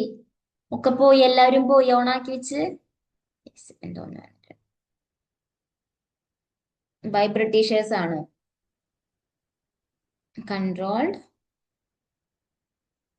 By another nations, colonial. Okay. Okay, നിങ്ങളുടെ ഉത്തരങ്ങളൊക്കെ ഒരു ഇതൊക്കെ ശരിയാണ്. കോളനീസ് ആയിരുന്നു അന്ന് കാലത്ത് ഈ പറയുന്ന. വെരി ഗുഡ്, നിങ്ങളുടെ ഉത്തരങ്ങൾ കറക്റ്റ് ആണ്. Very good, very good. നിങ്ങൾ ഗൂഗിൾ ചെയ്തോന്ന് എനിക്ക് അറിഞ്ഞുകൂടാ, ചെയ്താലും കുഴപ്പമില്ല. നിങ്ങൾ ജസ്റ്റ് നോക്കിയല്ലോ, അത് മതി. നിങ്ങൾക്ക് പറയാൻ പറ്റുന്നുണ്ടല്ലോ, അത് മതി. Okay, very good, very good. അപ്പൊ കാര്യം ഇതാണ്, അന്ന് കാലത്ത് ഈ പറഞ്ഞ ഫ്രാൻസും ബ്രിട്ടനും ഇന്ത്യയുടെ പല ഭാഗങ്ങളും ഈ പറഞ്ഞ ഫ്രാൻസിന്റെയും ബ്രിട്ടന്റെയും കൈകളിലായിരുന്നു. അപ്പോ നമ്മുടെ ഇന്ത്യ എന്ന് പറയുന്നത് ഇപ്പൊ പറയുന്ന ബ്രിട്ടീഷ് കോളനീസ് ഉള്ള സ്ഥലവും ഫ്രഞ്ച് കോളനീസ് ഉള്ള സ്ഥലമാണ് ഇത് പറയുന്നത്, നമ്മുടെ ഈ പറയുന്ന ഇന്ത്യ. അതാണ് നമ്മൾ തൊട്ട് മുൻപത്തെ സ്ലൈഡിൽ പറഞ്ഞത്. നമ്മൾ എന്ത് ഈ പറയുന്ന 1673 ഈ അന്നത്തെ ഫ്രഞ്ച് ഗവർണർ ആയിട്ടുള്ള ആൾ എന്ത് നമ്മുടെ ഇന്ത്യയിലെ പല ഭാഗങ്ങളിലും അവർ സെറ്റിൽമെന്റുകൾ, ഫ്രഞ്ച് സെറ്റിൽമെന്റ്സ് എസ്റ്റാബ്ലിഷ് ചെയ്തു നമ്മൾ പറഞ്ഞു. പോണ്ടിച്ചേരി, മാഹി, കരൈക്കൽ ഇങ്ങനെയുള്ള സ്ഥലങ്ങളിൽ ഫ്രഞ്ച് സെറ്റിൽമെന്റ്സ് ഉണ്ട്. അതുപോലെ തന്നെ ആർക്കും ഉണ്ടായിരുന്നുണ്ട്, നമ്മുടെ ഈ പറയുന്ന ബ്രിട്ടീഷേഴ്സിനും അതുപോലെ തന്നെ ഇന്ത്യയിലെ പല ഭാഗങ്ങളും അവരുടെ കീഴിലായിട്ടുണ്ടായിരുന്നു. അപ്പോ ഫ്രാൻസും ഫ്രാൻസും ബ്രിട്ടീഷേഴ്സിനും ഇന്ത്യയിൽ ഒരുപാട് കോളനീസ് ഉണ്ട്. അപ്പോ യൂറോപ്പിൽ നടക്കുന്ന അതേ യുദ്ധങ്ങള് ഇവിടെയുള്ള ആളുകൾ, ഇവരുടെ കോളനികൾ തമ്മിൽ നടക്കാൻ തുടങ്ങി. അങ്ങനെയാണ് അത് ഇന്ത്യയിലേക്ക് എത്തുന്നത്. ഓക്കെ, അതല്ലാതെ അവിടെ ഒരു തല്ലുകൂടി അപ്പൊ ആ തല്ലിന്റെ ബാക്കി ഇവിടെ തല്ലാൻ അങ്ങനെയായിരുന്നു ഉണ്ടായില്ല. ഇവിടെയും ചെറിയൊരു റീസൺ, അവിടെ ഉള്ള വഴക്കിന്റെ ഒരു എന്താ പറയാ പരിഭവം ഉണ്ടാവുമല്ലോ ആൾക്കാരുടെ ഉള്ളിൽ. അപ്പൊ അതാണ് ഇവിടെ ഇന്ത്യയിലേക്ക് ഈ പറയുന്ന ഫ്രഞ്ച് സ്ട്രഗിൾ എത്താനായിട്ട് കാരണമാകും. ഓക്കെ, ഇപ്പൊ നമ്മള് ബ്രിട്ടനില് ബ്രിട്ടൻ വേണ്ട, ഇന്ത്യയുടെ പോലെ തന്നെ ഇവർക്ക് ഈ പറയുന്ന ഫ്രാൻസിനും ബ്രിട്ടനും വേറെ കോളനീസ് ഉണ്ടായിരുന്നുണ്ട്. അതെവിടെയൊക്കെയാന്ന് എന്തെങ്കിലും ഐഡിയ ഉണ്ടോ? ബ്രിട്ടൻ ഒരുപാട് സ്ഥലങ്ങളിൽ കോളനീസ് ഉണ്ട്. എവിടേക്കായിരിക്കും? നമുക്ക് മെയിൻലി അറിയാവുന്ന കോളനീസ് ഏതൊക്കെയാന്ന് ജസ്റ്റ് ഒന്ന് ഓർത്ത് വെക്കേ. അല്ലെങ്കിൽ നമ്മൾ കേട്ടിട്ടുണ്ട്, എന്തെങ്കിലും സ്കൂളിലൊക്കെ ടീച്ചേഴ്സ് ക്ലാസ് എടുക്കുമ്പോ എപ്പോഴെങ്കിലും ഒക്കെ പറഞ്ഞിട്ടുണ്ടാവില്ലേ?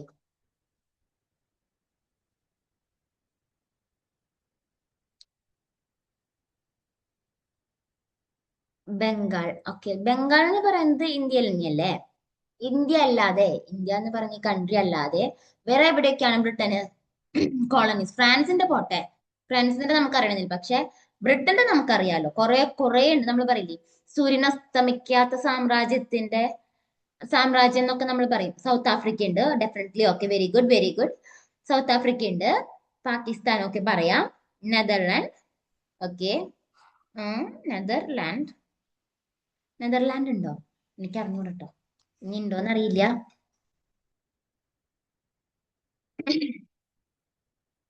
പിന്നെ എവിടേക്കാ വേറെ?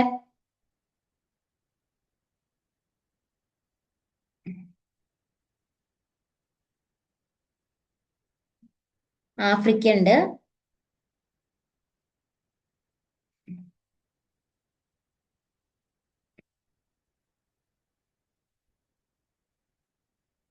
നെതർലാൻഡ് ഒരു ബ്രിട്ടന്റെ കോളനി ആയിരുന്നില്ല കേട്ടോ. നെതർലാൻഡ് ബ്രിട്ടന്റെ കോളനി അല്ല. നെതർലാൻഡ് ഇല്ല കേട്ടോ. നെതർലാൻഡ് തെറ്റാണേ. തെറ്റുകൊണ്ട് കുഴപ്പമില്ല, നമ്മൾ പഠിച്ചിട്ടൊന്നും പറയണതല്ലല്ലോ, നമ്മൾ ജസ്റ്റ് ഇങ്ങനെ ഊഹിക്കുന്നതല്ലേ, കുഴപ്പമില്ല. പക്ഷെ ശ്രദ്ധിച്ചോളൂ, നെതർലാൻഡ് എന്തില്ല, ബ്രിട്ടന്റെ കോളനി ആയിരുന്നില്ല കേട്ടോ. തെറ്റിയാലും കുഴപ്പമൊന്നുമില്ല. ഓക്കെ, ലണ്ടൻ എന്ന് പറയുന്നത് ബ്രിട്ടനിലല്ലേടാ. ആഫ്രിക്ക ഉണ്ട്, ആഫ്രിക്ക ഉണ്ട്. ഇറ്റലി ഉണ്ടോ? നൈജീരിയ ആഫ്രിക്കയിൽ വരും. Latin America. Okay, Latin America എന്ന് പറയുന്നത് എവിടെയാ? സൗത്തില്. സൗത്ത് അമേരിക്ക, നോർത്ത് അമേരിക്ക, അങ്ങനെ പറഞ്ഞാലും കുഴപ്പമില്ല. ലാറ്റിൻ അമേരിക്കൻ കൺട്രീസ് എന്ന് പറയുമ്പോൾ ഏതൊക്കെ വരാ? സ്പെയിൻ ഇല്ലടാ, സ്പെയിൻ ഇല്ല. അവരും ഈ പറയുന്ന സ്പെയിനും നെതർലാൻഡും ഒക്കെ എന്തായിരുന്നു, കോളനൈസേഴ്സ് ആയിരുന്നു. ബ്രിട്ടന്റെ പോലെ തന്നെ മറ്റുള്ള കൺട്രീസിനെ കോളനൈസ് ചെയ്യുന്ന ആളുകളായിരുന്നു ഈ പറയുന്ന സ്പെയിനും പിന്നെ ഏതായിരുന്നു നമ്മൾ പിന്നെ പറഞ്ഞ അയ്യോ എന്തായിരുന്നു, നെതർലാൻഡ് ഒക്കെ. നെതർലാൻഡ് അല്ലേ നീ ആരോ പറഞ്ഞിട്ടുണ്ടായിരുന്നേ? ഇറ്റലി ഉണ്ടോന്നോ? ഇറ്റലി ഉണ്ടാവാൻ ചാൻസ് കുറവാണ്. ഇറ്റലി ഇറ്റലി ഉണ്ടായിരിക്കാൻ ചാൻസ് കുറവാണ്.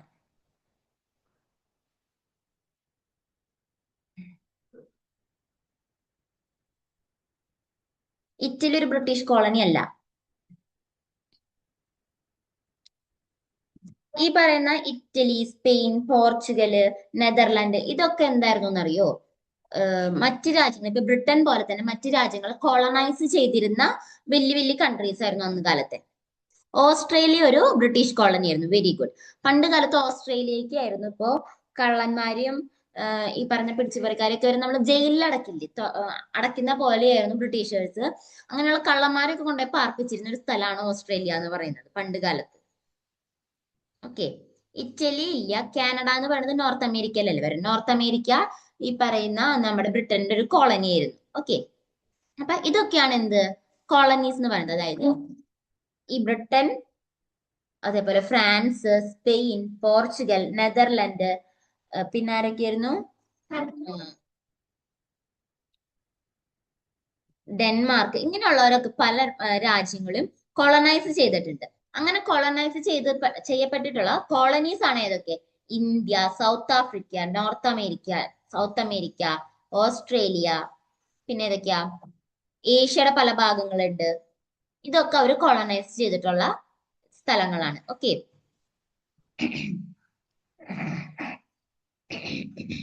ഓക്കെ. അപ്പൊ ഇങ്ങനെ കോളനൈസ് അവര് വന്ന് ഇവിടെ ഈജിപ്ത് ഈജിപ്ത് ഈജിപ്ത് എന്ന് അങ്ങനെ പറയാൻ പറ്റില്ല. ആഫ്രിക്ക നമ്മൾ ടോട്ടലി പറഞ്ഞാൽ മതി. കറക്റ്റ് ഈജിപ്ത് ഉണ്ടോ അങ്ങനെയൊക്കെ അറിഞ്ഞൂടാ. ഓക്കെ. നമുക്ക് പറയുമ്പോൾ നമുക്ക് പറയാം ആഫ്രിക്ക, സൗത്ത് ആഫ്രിക്ക, അല്ലെങ്കിൽ സൗത്ത് ആഫ്രിക്ക വേണ്ട, ആഫ്രിക്ക എന്ന് പറഞ്ഞാൽ മതി. സൗത്ത് ആഫ്രിക്ക എന്ന് പറയുന്നത് ഒരു നമ്മുടെ ഇന്ത്യ പോലെ ഒരു കൺട്രി അത് മാത്രമാണ് സൗത്ത് ആഫ്രിക്ക എന്ന് പറയുന്നത്. സൗത്ത് ആഫ്രിക്ക എന്ന് വേണ്ട, ആഫ്രിക്ക ആ കോണ്ടിനെന്റിനെ ടോട്ടലി പറഞ്ഞാൽ മതി. ഓക്കെ. അതിൽ പല ഭാഗങ്ങളിലും, ഒട്ടുമിക്ക എല്ലാ ഭാഗങ്ങളും ബ്രിട്ടീഷിന്റെ കോളനീസ് ഉണ്ടായിരുന്നു. ആഫ്രിക്ക എന്ന് നമുക്ക് പറഞ്ഞാൽ. അപ്പോ ഇന്ത്യ ഈ പറയുന്ന നമ്മുടെ ഈ പറയുന്ന കോളനി പോലൊരു കോളനിയാണ് ഇത്. ഈ പറയുന്ന ബ്രിട്ടന്റെയും ഫ്രാൻസിന്റെയും ഒരു കോളനിയാണ് ഈ പറയുന്ന ഇന്ത്യ. അങ്ങനെയാണ് ഇന്ത്യയിൽ ഈ പറയുന്ന ആംഗ്ലോ ഫ്രഞ്ച് സ്ട്രഗിള് നടക്കുന്നത്. ഓക്കെ. ഇനി ആംഗ്ലോ ഫ്രഞ്ച് സ്ട്രഗിൾ നടക്കുന്ന സമയത്ത് ഇന്ത്യയുടെ അവസ്ഥ, ഇന്ത്യയുടെ ബാക്ക്ഗ്രൗണ്ട് എങ്ങനെയായിരുന്നു എന്ന് നോക്കാം. In Hyderabad, Nizam Asaf Jah fighting with Maratha. ഈ ആംഗ്ലോ ഫ്രഞ്ച് വാർ നടക്കുന്ന സമയത്ത് ഹൈദരാബാദിന്റെ നിസാമായിരുന്നു അസഫ് ജാ. അദ്ദേഹം ആരുമായിട്ട്? മറാത്തോസായിട്ട് ഒരു യുദ്ധം നടത്തിക്കൊണ്ടിരിക്കുന്ന സമയമാണ്. പിന്നെന്തായിരുന്നു? There was no powerful ruler in South India. ഈ കാലഘട്ടത്തില്, അതായത് ഈ ആംഗ്ലോ ഫ്രഞ്ച് സ്ട്രഗിൾ നടക്കുന്ന, അല്ലെങ്കിൽ കർണാട്ടിക് വാർ, ഇന്ത്യയിൽ നമ്മൾ പറയുന്ന കർണാട്ടിക് വാർ നടക്കുന്ന സമയത്ത് ഇന്ത്യയിൽ ഒരു പവർഫുൾ ആയിട്ടുള്ള സൗത്ത് ഇന്ത്യയിൽ ഒരു പവർഫുൾ ആയിട്ടുള്ള റൂളർ ഇല്ല ആ സമയത്ത്. എങ്ങനെയായിരുന്നു എന്ന് ചോദിച്ചിട്ടുണ്ടെങ്കിൽ നമുക്ക് കാണിച്ചുതരാം. നെക്സ്റ്റ് സ്ലൈഡിൽ നമുക്ക് കാണാം. അന്ന് കാലത്ത് ഇന്ത്യയുടെ അവസ്ഥ ഇതായിരുന്നേ. ഇത് വലുതാക്കാൻ പറ്റുമോ നോക്കട്ടെ. അയ്യോ. ഓക്കെ. ഇത് നോക്കിക്കേ. ഇതാണ് നമ്മുടെ അന്നത്തെ ഇന്ത്യ. അതില് സൗത്ത് ഇന്ത്യ നോക്കിട്ടോ. ഇവിടെ ട്രാവൻകൂർ, അതായത് നമ്മുടെ കേരളം, ട്രാവൻകൂർ, ഇവിടെ മൈസൂർ, ഇവിടെ ആർക്കോട്ട്, കർണാടകത്തിന്റെ ക്യാപിറ്റൽ അങ്ങണ്ടാണ് ഈ പറയുന്ന ആർക്കോട്ട് എന്ന്. ഇതാണ് കർണാട്ടിക് എന്ന് പറയുന്ന റീജിയൻ. നിങ്ങൾ ശ്രദ്ധിച്ചേക്കണേ, മാറിപ്പോവരുത്. ഇത് കർണാട്ടിക് എന്ന് പറയുന്ന റീജിയൻ. അവിടെയാണ് ഈ ആർക്കോട്ട് വരുന്നത്, മദ്രാസ് വരുന്നത്, പോണ്ടിച്ചേരി വരുന്നത്, ഫോർട്ട് സെന്റ് ഡേവിഡ് അത് ബ്രിട്ടന്റെ കയ്യിലുള്ളതും പോണ്ടിച്ചേരി ഫ്രഞ്ചിന്റെ കയ്യിലുള്ള സ്ഥലമാണ് കേട്ടോ. അതൊരു ബ്രാക്കറ്റിൽ ഇട്ട് വെച്ചിട്ടുണ്ട്. അപ്പൊ ഈ കർണാട്ടിക് എന്ന് പറയുന്ന റീജിയനിലാണ് ഇത് ആർക്കോട്ട്, മദ്രാസ്, പോണ്ടിച്ചേരിയും ഈ പറയുന്ന ബ്രിട്ടന്റെ കയ്യിലുള്ള ഫോർട്ട് സെന്റ് ഡേവിഡ് എന്നൊക്കെ പറയുന്ന ഈ സ്ഥലങ്ങളൊക്കെ വരുന്നത്. പിന്നെ ഗോവ പോർച്ചുഗീസിന്റെ കയ്യിൽ, അത് ഇവിടെ എഴുതി വെച്ചിട്ടുണ്ട്. ബോംബെ ബ്രിട്ടീഷുകാരുടെ കയ്യിലാണ്, അതും അവിടെ എഴുതി വെച്ചിട്ടുണ്ട്. പിന്നെ മസൂലിപട്ടണം, മസൂലിപട്ടണത്തിൽ ഒരുപാട് ആളുകൾക്ക് എന്തുണ്ട്? ഫാക്ടറീസ് എസ്റ്റാബ്ലിഷ് ചെയ്തിട്ടുണ്ട് അവര്. ഓക്കെ. പിന്നെന്തായിരുന്നു? Territory under British control. പിന്നെ ബ്രിട്ടീഷിന്റെ കയ്യിലുള്ള സ്ഥലങ്ങളാണ് ഈ പറയുന്നത്. ഈ കളറിൽ ഇവിടെ കൊടുത്തേക്കുന്ന ഈ യെല്ലോ, ഓറഞ്ച്, നമ്മുടെ ബോഡി കളർക്ക് പുറത്തൊരു കളർ ഉണ്ട്. ഈ റീജിയൻസ് ഒക്കെ കൊടുത്തത് നോർത്തേൺ സർക്കാസ് എന്ന് പറയുന്ന സ്ഥലവും ഈ പറയുന്ന ബംഗാൾ എന്ന് പറഞ്ഞിട്ട് ഈ ഷെയ്ഡഡ് പോർഷൻസ് ഒക്കെ ഉണ്ട്. ഇതൊക്കെ ബ്രിട്ടന്റെ കയ്യിലുള്ള സ്ഥലങ്ങൾ. അപ്പൊ ബംഗാൾ ബ്രിട്ടന്റെ കയ്യിലാണ്. കൽക്കത്ത, പാട്ന, മുർഷിദാബാദ്, ധാക്ക, ബീഹാർ, ഈ റീജിയൻസ് ഒക്കെ ഈ പറയുന്ന ബ്രിട്ടീഷേഴ്സിന്റെ കയ്യിലാണ്. ഓക്കെ. അപ്പൊ ശ്രദ്ധിച്ചേക്കണേ. അപ്പൊ സൗത്ത് ഇന്ത്യ നോക്കിക്കേ. സൗത്ത് ഇന്ത്യ എന്നല്ല, ഇന്ത്യ ടോട്ടലി പറയുകയാണെങ്കിൽ നമുക്ക് പലതായിട്ട് ഡിവൈഡ് ചെയ്ത് കിടക്കുന്നത്. മറാത്താസ് ആണ് ഈ പറയുന്ന ബോംബെ റീജിയൻ, അതായത് മഹാരാഷ്ട്ര റീജിയൻ മറാത്താസിന്റെ കയ്യിലാണ്. ഈ ഭാഗം നമ്മുടെ ഇന്നത്തെ തെലുങ്കാന, ആന്ധ്രാപ്രദേശ്, ഒഡീഷ റീജിയൻ ആരുടെ? ഹൈദരാബാദ് അവരുടെ നിസാം ഭരിക്കുന്നു. ഇവിടെ നോർത്തേൺ സർക്കാർസ് എന്ന് പറഞ്ഞിട്ടൊരു ഇതുണ്ട്, അത് ബ്രിട്ടീഷേഴ്സിന്റെ കയ്യിലാണ് ഇരിക്കുന്നത്. സൗത്തില് കർണാട്ടിക്, മൈസൂർ, ട്രാവൻകൂർ, ഇങ്ങനെ കുറെ ഭാഗങ്ങളായിട്ട് ഇങ്ങനെ പല പല ആളുകളുടെ കയ്യിലാണ്. എന്നുവെച്ചാൽ ഇവരൊക്കെ അത്ര പവർഫുൾ ആണോ? നമ്മുടെ മുൻകൂട്ടി ഉണ്ടായിരുന്ന പോലത്തെ മുഗൾ റൂളേഴ്സ് പോലെ അത്രയും പവർഫുൾ ആണോ? അതുമല്ല. അപ്പൊ അവരെന്താണ്, റൂളേഴ്സ് ആണോ എന്ന് വെച്ചാൽ ആണ്, പവർഫുൾ ആണോ എന്ന് വെച്ചിട്ടുണ്ടെങ്കിൽ അത്ര പവർഫുൾ അല്ല. എന്ന് വെച്ചാൽ ഒരു അവർക്ക് മറ്റുള്ളവർ ഇതിനെ വെച്ച് നോക്കുമ്പോ രാജകുടുംബം എന്നൊക്കെ പറയാം, പക്ഷെ അത്ര പവർഫുൾ ഒന്നല്ല. അങ്ങനെയുള്ളതായിരുന്നു എന്ത്, സൗത്ത് ഇന്ത്യയുടെ അവസ്ഥ അന്നത്തെ. അതാണ് നമ്മൾ തൊട്ട് മുമ്പ് പറയുന്നത്, there was no powerful ruler in South India. അപ്പൊ ഈ പറയുന്ന കർണാട്ടിക് വാർസ് നടക്കുമ്പോൾ, അല്ലെങ്കിൽ ഈ ആംഗ്ലോ ഫ്രഞ്ച് വാർ നടക്കുന്ന സമയത്ത് സൗത്ത് ഇന്ത്യയിൽ ഒരു പവർഫുൾ ആയിട്ടുള്ള റൂളർ ആ സമയത്ത് ഉണ്ടായിരുന്നില്ല. ഉണ്ടായിരുന്ന ഹൈദരാബാദിൽ നിസാം ആണെങ്കിലോ മറാത്താസ് ആയിട്ട് യുദ്ധം നടത്തുക. അതായത് തൊട്ടടുത്തുള്ള രാജ്യങ്ങൾ മറാത്താസും ഹൈദരാബാദും ഇവര് രണ്ടും തമ്മിൽ യുദ്ധം നടക്കാണ്. ഓക്കെ, അങ്ങനെ നടന്നുകൊണ്ടിരിക്കുന്ന സമയത്ത് വേറൊരാൾക്ക് ഇതിൽ മധ്യസ്ഥനായിട്ട് വന്ന് അവിടെ പവർ പിടിച്ചെടുക്കുക, അല്ലെങ്കിൽ അവരെ മുഴുവൻ ടോട്ടലി പിടിച്ചെടുക്കാനായിട്ട് എളുപ്പമാണ്. അങ്ങനെയാണ് പല ഭാഗങ്ങളും പറഞ്ഞ ബ്രിട്ടീഷേഴ്സും ഫ്രഞ്ചുകാരും ഒക്കെ പിടിച്ചെടുത്തിട്ടുള്ളത്. അപ്പോൾ മറാത്താസും ഹൈദരാബാദും തമ്മിൽ യുദ്ധം നടക്കുന്ന സമയത്ത് ഈ സ്ഥലം പറയുന്നത് പിടിച്ചെടുക്കാനായിട്ട് എളുപ്പമാണ് പുറത്തുനിന്ന് വരുന്ന ഒരാൾക്ക്. ഓക്കെ, നമ്മുടെ നമ്മുടെ എന്താ പറയുക, നമ്മുടെ നാടിനെ കുറിച്ച് അറിയാവുന്നവരാണെങ്കിൽ അവർക്ക് എളുപ്പമായിട്ടും പിടിച്ചെടുക്കാം. ഓക്കെ, അതായിരുന്നു നമ്മുടെ അന്നത്തെ അവസ്ഥ. ബാക്ക്ഗ്രൗണ്ട് നമ്മളിപ്പോ മനസ്സിലായി എന്ന് വിചാരിക്കുന്നു. സ്ഥലങ്ങൾ നിങ്ങൾക്ക് ഏകദേശം പിടികിട്ടില്ലേ? മറാത്താസ് ഇവിടെ വരുന്നു ബോംബെ റീജിയനില്, ഹൈദരാബാദ് നമ്മുടെ ഇന്നത്തെ ഹൈദരാബാദ് റീജിയൻ തന്നെ. നോർത്തേൺ സർക്കാർസ് എന്ന് പറയുമ്പോൾ ഈ ആന്ധ്രയും തെലുങ്കാന ഇവിടെ വരാം, ആന്ധ്രയും ഒഡീഷയും റീജിയൻ ആണ് നോർത്തേൺ സർക്കാർസ് വരുന്നത്. പിന്നെ കർണാട്ടിക് എന്ന് പറയുന്ന നമ്മുടെ തമിഴ്നാട് റീജിയൻ, തമിഴ്നാട് ആന്ധ്രയുടെ ഭാഗങ്ങള് അവിടെയാണ് കർണാട്ടിക് എന്ന് പറയുന്ന ഒരു ഭാഗം വരുന്നത്. ട്രാവൻകൂർ ഇവിടെ, മിസൂർ ഇവിടെ. ഏകദേശം പിടികിട്ടിയില്ലേ? മനസ്സിലായെങ്കിൽ ജസ്റ്റ്, അതായത് ഈ മാപ്പ് നിങ്ങൾക്ക് ജസ്റ്റ് ഒന്ന് സ്ട്രൈക്ക് ചെയ്തിട്ട് മനസ്സിലായി ഓക്കെ ആണ് എന്നുണ്ടെങ്കിൽ ജസ്റ്റ് ഒന്നൊരു യെസ് അടിക്കാവോ? അങ്ങനെയാണെങ്കിൽ എന്നാലേ ഞാൻ പറഞ്ഞാൽ നിങ്ങൾക്ക് മനസ്സിലാവുള്ളൂ ഇത് കഴിഞ്ഞിട്ടുള്ള ഭാഗം, അല്ലെങ്കിൽ കണക്ഷൻ വിട്ടുപോകും. ഏകദേശം പിടികിട്ടിയില്ലേ സ്ഥലങ്ങള് എവിടെയൊക്കെയാണ് എന്നുള്ളത്? യെസ് യെസ്, ഒരാൾക്ക് മാത്രമേ മനസ്സിലായിട്ടുള്ളൂ. ഓക്കെ ഓക്കെ ഓക്കെ, രണ്ട് ഓക്കെ ഓക്കെ. അപ്പൊ നെക്സ്റ്റ് സ്ലൈഡ് എടുക്കുകയാണേ. അപ്പൊ ഫസ്റ്റ് ആംഗ്ലോ ഫ്രഞ്ച് വാർ. അപ്പൊ ഫസ്റ്റ് ആംഗ്ലോ ഫ്രഞ്ച് വാർ നടക്കുന്നത് 1740 തൊട്ട് 1748 വരെ. യൂറോപ്പിലാണ് ഈ പറയുന്ന 1740 തൊട്ട് 48 വരെ. ഇന്ത്യയിൽ എപ്പോഴും മുതലായിരുന്നു? 1746 മുതൽ 48 വരെ. 46, 47, 48, 2 വർഷം ഇന്ത്യയിലും 7 വർഷം യൂറോപ്പിലും. ഇങ്ങനെയാണ് ഈ പറയുന്ന ഫസ്റ്റ് ആംഗ്ലോ ഫ്രഞ്ച് വാർ നടക്കുന്നത്. ഇത് ആരൊക്കെ തമ്മിലായിരുന്നു? ഇംഗ്ലീഷും ഫ്രഞ്ചും, അതായത് ബ്രിട്ടനും ഫ്രാൻസും തമ്മിലായിരുന്നു ഈ പറയുന്ന ആംഗ്ലോ ഫ്രഞ്ച് വാർ നടക്കുന്നത്. അതിൽ ഇൻവോൾവ് ആയിട്ടുള്ള ആളുകൾ ആരൊക്കെയായിരുന്നു? ജോസഫ് ഫ്രാങ്കോയിസ് ഡിപ്ലക്സ്, അതായത് ഡിപ്ലക്സ് എന്ന് പറയുന്ന ഒരു ഫ്രഞ്ച് ഡിപ്ലോമാറ്റ് ആണ് അദ്ദേഹവും. പിന്നെ ആരായിരുന്നു? ബ്രിട്ടന്റെ ആരായിരുന്നു? Major Stringer Lawrence. ബ്രിട്ടന്റെ മേജർ ആയിട്ടുള്ള സ്ട്രിഞ്ചർ ലോറൻസും. കർണാടകയിൽ, അതായത് നമ്മുടെ ഇന്ത്യയിൽ ആരായിരുന്നു അതിനെ ലീഡ് ചെയ്തിരുന്നത്? അനുവർദീൻ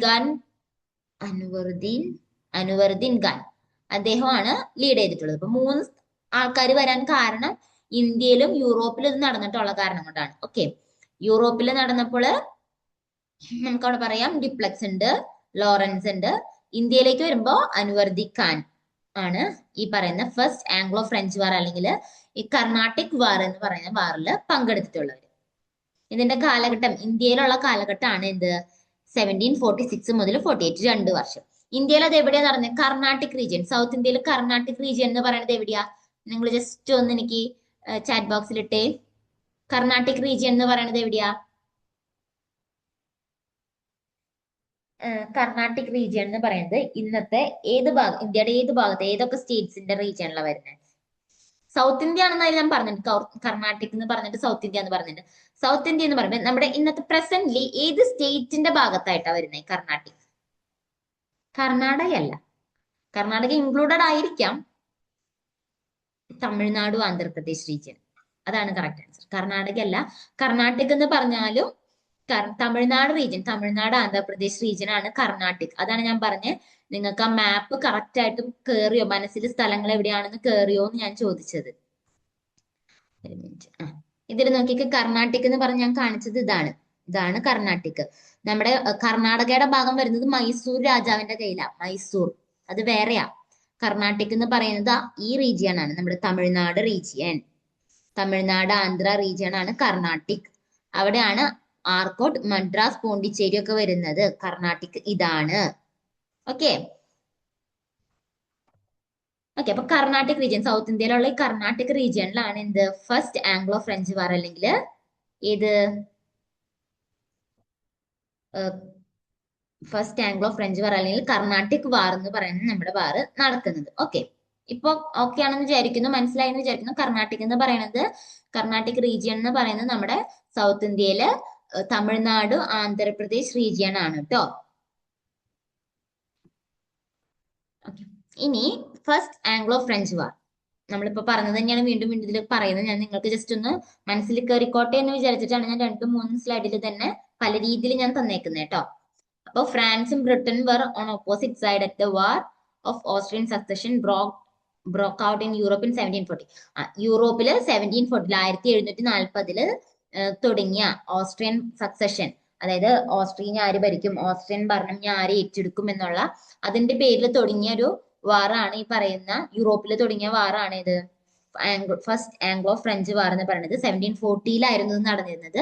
ഫ്രാൻസും ബ്രിട്ടനും ആയിരുന്നു അതിൽ പങ്കെടുത്ത രണ്ട് ഓപ്പോസിറ്റ് ആയിട്ട് നിന്നിരുന്ന രണ്ട് എന്താ പറയാ വിഭാഗങ്ങൾ. Okay, this Anglo French rivalry led to their trading companies in India vying with each other for supremacy. അപ്പൊ ഇത് എങ്ങനെ ഇന്ത്യയിലേക്ക് എത്തി എന്നാണ് പറയുന്നത്. ആംഗ്ലോ ഫ്രഞ്ച് റൈവലറി എങ്ങനെ ഇന്ത്യയിലേക്ക് എത്തി, അതെങ്ങനെ ട്രേഡിംഗ് കമ്പനീസ്, അവരുടെ trading companies, India east India കമ്പനിയും ബ്രിട്ടന്റെ ഈസ്റ്റ് ഇന്ത്യ കമ്പനിയും ഫ്രാൻസിന്റെ എന്തായിരുന്നു കമ്പനിയുടെ പേര്, ഫ്രഞ്ച് ഈസ്റ്റ് ഇന്ത്യ കമ്പനി എന്ന് പറഞ്ഞിട്ടുള്ള കമ്പനി ഉണ്ട്, ലൂയി 14 എസ്റ്റാബ്ലിഷ്. അപ്പോ അവരുടെ ട്രേഡിംഗ് കമ്പനീസിലൂടെയാണ് ഇത് ഇന്ത്യയിലേക്ക് എത്തുന്നത്.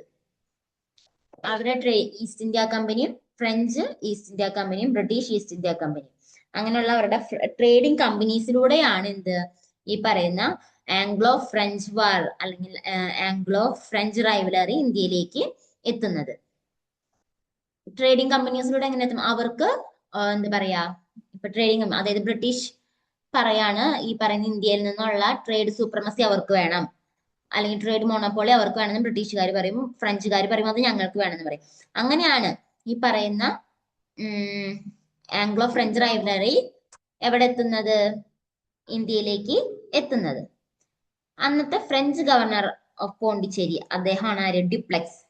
നമ്മൾ ഈ പേര് ഇതിനു മുൻപ് ഒരുപാട് പ്രാവശ്യം കേട്ടിട്ടുണ്ട്. ഡ്യുപ്ലെക്സ് ഡ്യുപ്ലെക്സ് ഡ്യുപ്ലെക്സ് എന്ന് പറഞ്ഞ ഒരുപാട് പ്രാവശ്യം നമ്മൾ പഠിച്ചിട്ടുണ്ട്. ഇതിന്റെ തുടക്കത്തിൽ നമ്മൾ ഡ്യുപ്ലെക്സിനെ കണ്ടിട്ടുണ്ട്.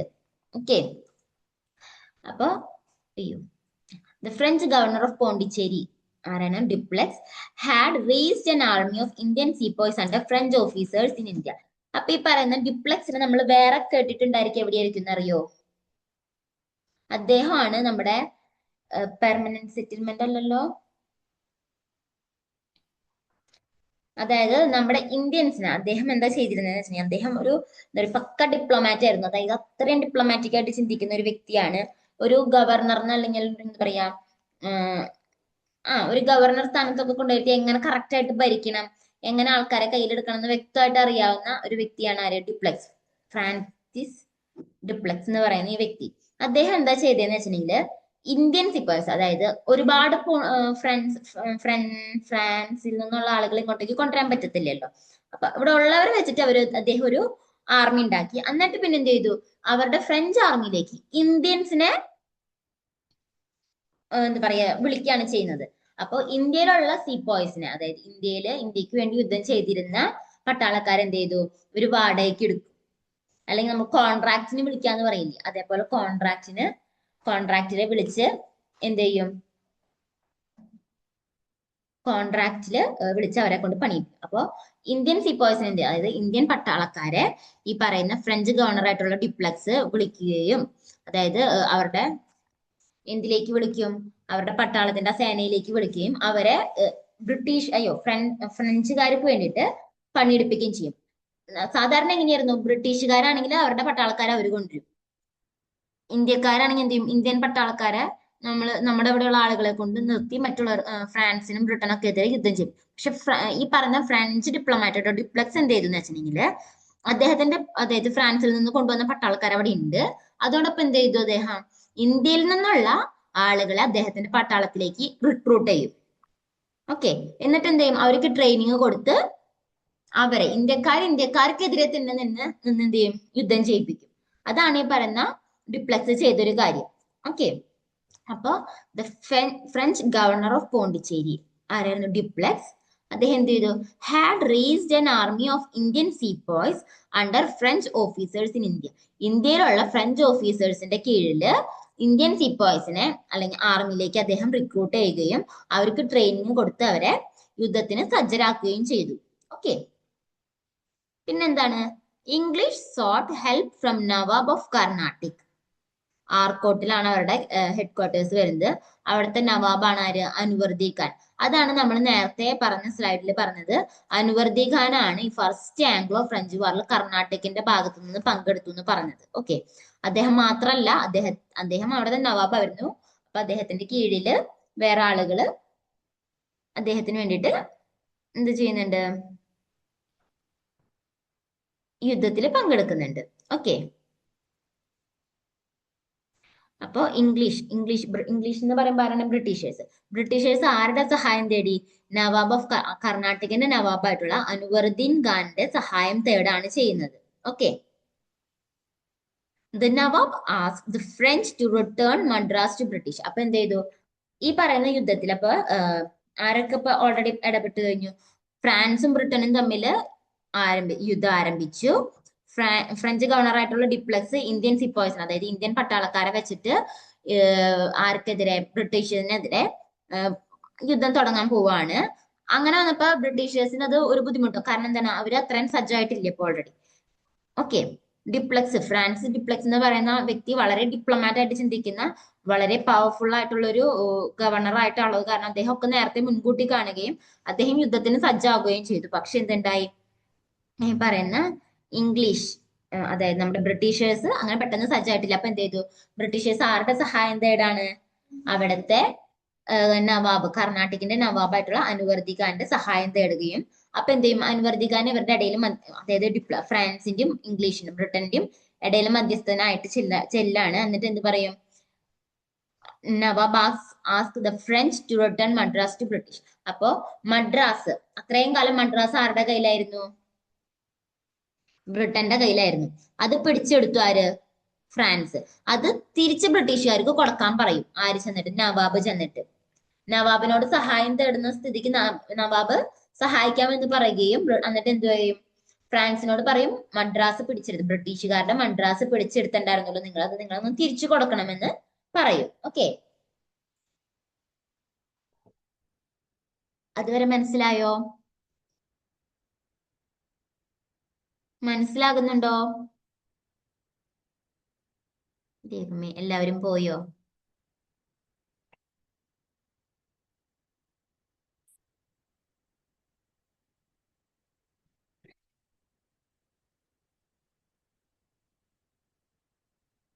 Yes, okay.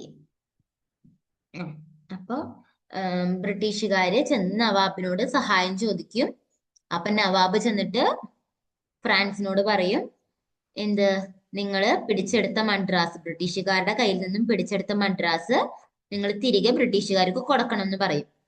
അപ്പൊ ഡ്യുപ്ലക്സ് എന്ത് ചെയ്യും? ഒരുപാട് നവാബിനെ കൺവിൻസ് ചെയ്യാൻ ശ്രമിക്കും. അതായത് നവാബിനോട് പറയും അങ്ങനെ ചെയ്യാനില്ല, ഞങ്ങളത് കഷ്ടപ്പെട്ട് പിടിച്ചെടുത്തതാണെന്ന് പറഞ്ഞു, അത് ഞങ്ങളുടെ ഷിപ്പിനെ അവർ പിടിച്ചെടുത്തത് കൊണ്ടാണ് ഞങ്ങൾ ഇങ്ങനെ ചെയ്തത് എന്നൊക്കെ അപ്പൊ അങ്ങനെ ഒരുപാട് ഇങ്ങനെ ഡ്യുപ്ലക്സ് പറഞ്ഞു നോക്കും നവാബിനോട്. പക്ഷെ നവാബ് അതൊന്നും സമ്മതിക്കില്ല. അപ്പൊ Dupleix tried convincing the nawab. Unsuccessfully the Madras would be handed over to him the later stage. അപ്പൊ എന്ത് ചെയ്തു? ഒരുപാട് കൺവിൻസ് ചെയ്യാൻ നോക്കി, പക്ഷെ കൺവിൻസ്ഡ് ആയിട്ടില്ല. അപ്പൊ എന്ത് ചെയ്യേണ്ടി വന്നു? ഡ്യുപ്ലക്സിന് അല്ലെങ്കിൽ ഫ്രാൻസിന് എന്ത് തിരിച്ചു കൊടുക്കേണ്ടി വരും? മദ്രാസ് ബ്രിട്ടീഷേഴ്സിന് തിരിച്ചു കൊടുക്കേണ്ടി വരും. ഓക്കെ, പിന്നെ നവാബ് സെന്റ് തിരിച്ചു കൊടുക്കേണ്ടി വരും. അത് അവസാനമാണ്, ലേറ്റസ്റ്റ് സ്റ്റേജിലാണ്. പെട്ടെന്നൊന്നും തിരിച്ചു കൊടുക്കില്ല. ഡിപ്ലക്സ് കണ്ട, over to him in at the latest stage, പയ്യല്ല, അവസാന ഘട്ടത്തിലാണ് തിരിച്ചു കൊടുക്കുന്നത്. ആദ്യം പറഞ്ഞപ്പോ കുറെ കൺവിൻസ് ചെയ്യാൻ നോക്കി, പക്ഷെ എന്താ പറയാ, നടന്നില്ല. അപ്പൊ അവരെന്ത് ചെയ്തു, അങ്ങനെ കൺവിൻസ് ചെയ്യാൻ നോക്കി തിരിച്ചു കൊടുക്കില്ല എന്നൊക്കെ ഉള്ളത് വന്നപ്പോ എന്ത് ചെയ്തു, നവാബ് എന്ത് ചെയ്തു, അതായത് നമ്മുടെ അനുവർദിഖാൻ എന്ന് പറയുന്ന കർണാടകയിലെ നവാബ് എന്ത് ചെയ്യും, ഒരു വലിയൊരു ആർമീനെ എങ്ങോട്ടേക്ക് അയക്കും, nawab send a huge army to fight the French for. അപ്പൊ നവാബ് ഫ്രാൻസിനോടാണ്, അതായത് ഈ പറയുന്ന ഡിപ്ലക്സിനോടാണ് പറയുന്നത് ഈ പറഞ്ഞ പിടിച്ചെടുത്ത മദ്രാസ് തിരിച്ചു കൊടുക്കാൻ. അപ്പൊ അദ്ദേഹം ആദ്യമൊക്കെ വിസമ്മതിക്കും. അപ്പൊ എന്തുണ്ടാവും, നവ ഒരു മിനിറ്റ് കേട്ടോ.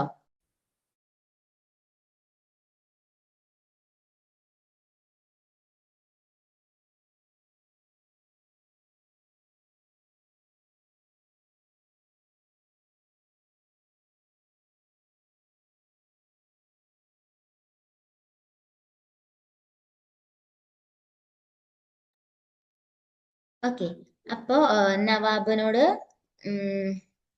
നവാബ് പറയും നിങ്ങൾ ഇവിടുന്ന് മദ്രാസ് തിരിച്ചു കൊടുക്കാനൊക്കെ പറയും.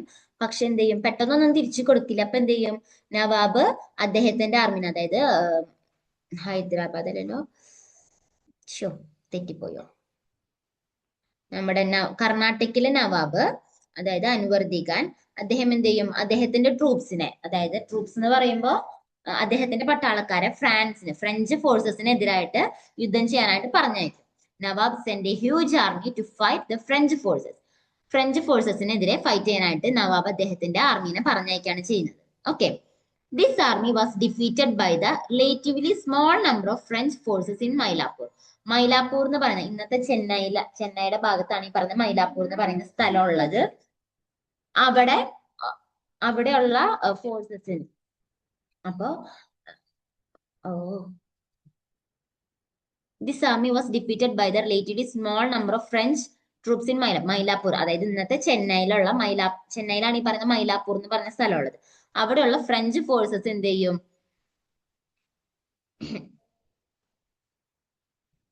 ഫ്രഞ്ച് ഫോഴ്സസ്, അതായത് നമ്മുടെ ഡിപ്ലക്സിന്റെ ഫ്രഞ്ച് ഫോഴ്സസ് ഈ നവാബിന്റെ ആർമീനെ തോൽപ്പിക്കും. ഓക്കെ, കാരണം എന്തായിരിക്കും, ഇവിടെ തന്നെ ഉണ്ട്, നിങ്ങൾ വായിച്ചു കാണും. നോക്കിയിട്ടുണ്ടെങ്കിൽ, ഇപ്പൊ ശ്രദ്ധിച്ചിരിക്കുന്നുണ്ടെങ്കിൽ നിങ്ങൾ അത് വായിച്ചു കാണും. കാരണം എന്താണ്, പറയോ, എന്തുകൊണ്ടാണ് നവാബിന്റെ വലിയ ഫോഴ്സ്, നവാബ് വിട്ട ഒരുപാട് പട്ടാളക്കാരുണ്ടായിരുന്നു, അവരെന്തുകൊണ്ടാണ് ഫ്രാൻസിന്റെ കുറച്ച് ആളുകളുടെ മുൻപിൽ തോറ്റുപോയത്, പറയാവോ, ആരെങ്കിലും ജസ്റ്റ് ഒന്ന് പറയാോ, തെറ്റിപ്പോയാലും കുഴപ്പമില്ല കേട്ടോ. എന്തുകൊണ്ടാണ് നവാബിന്റെ വലിയ ആർമി ഫ്രാൻസിന്റെ ചെറിയ ആർമിക്ക് മുൻപിൽ തോറ്റുപോയത്? ഗൺ ഗണ്ണ് ഗണ്ണ് ഓക്കെ, പക്ഷെ അത് മാത്രമല്ല,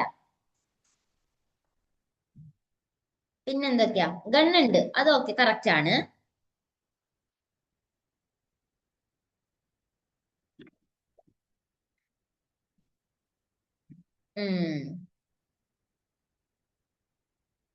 യെസ് യെസ് യെസ്, ഇതൊക്കെയാണ് ഉത്തരങ്ങൾ. ഗണ്ണുണ്ട്, ഓക്കെ, വെരി ഗുഡ്, അത് കറക്റ്റ് ആണ്. ട്രെയിൻഡ് ആർമി ആയിരുന്നു. ആരുടെ ആയിരുന്നു ട്രെയിൻഡ് ആർമി, അതൊന്ന് പറഞ്ഞേ.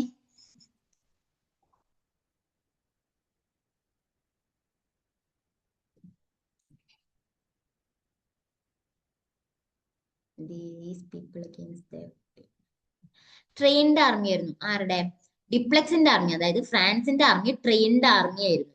ഓക്കെ, അവർക്ക് യൂണിറ്റ് ഉണ്ടായിരുന്നു. ഓക്കെ, ദർ പ്രിപ്പറേഷൻ, അവർ പ്രിപ്പയർഡ് ആയിരുന്നു. Very good.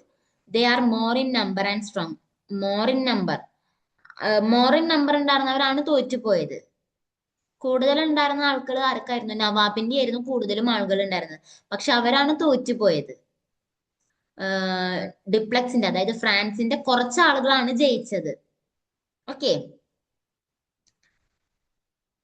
no connection with other states, these people against their people, French, duplex, French. Okay, okay, okay, very good, very good.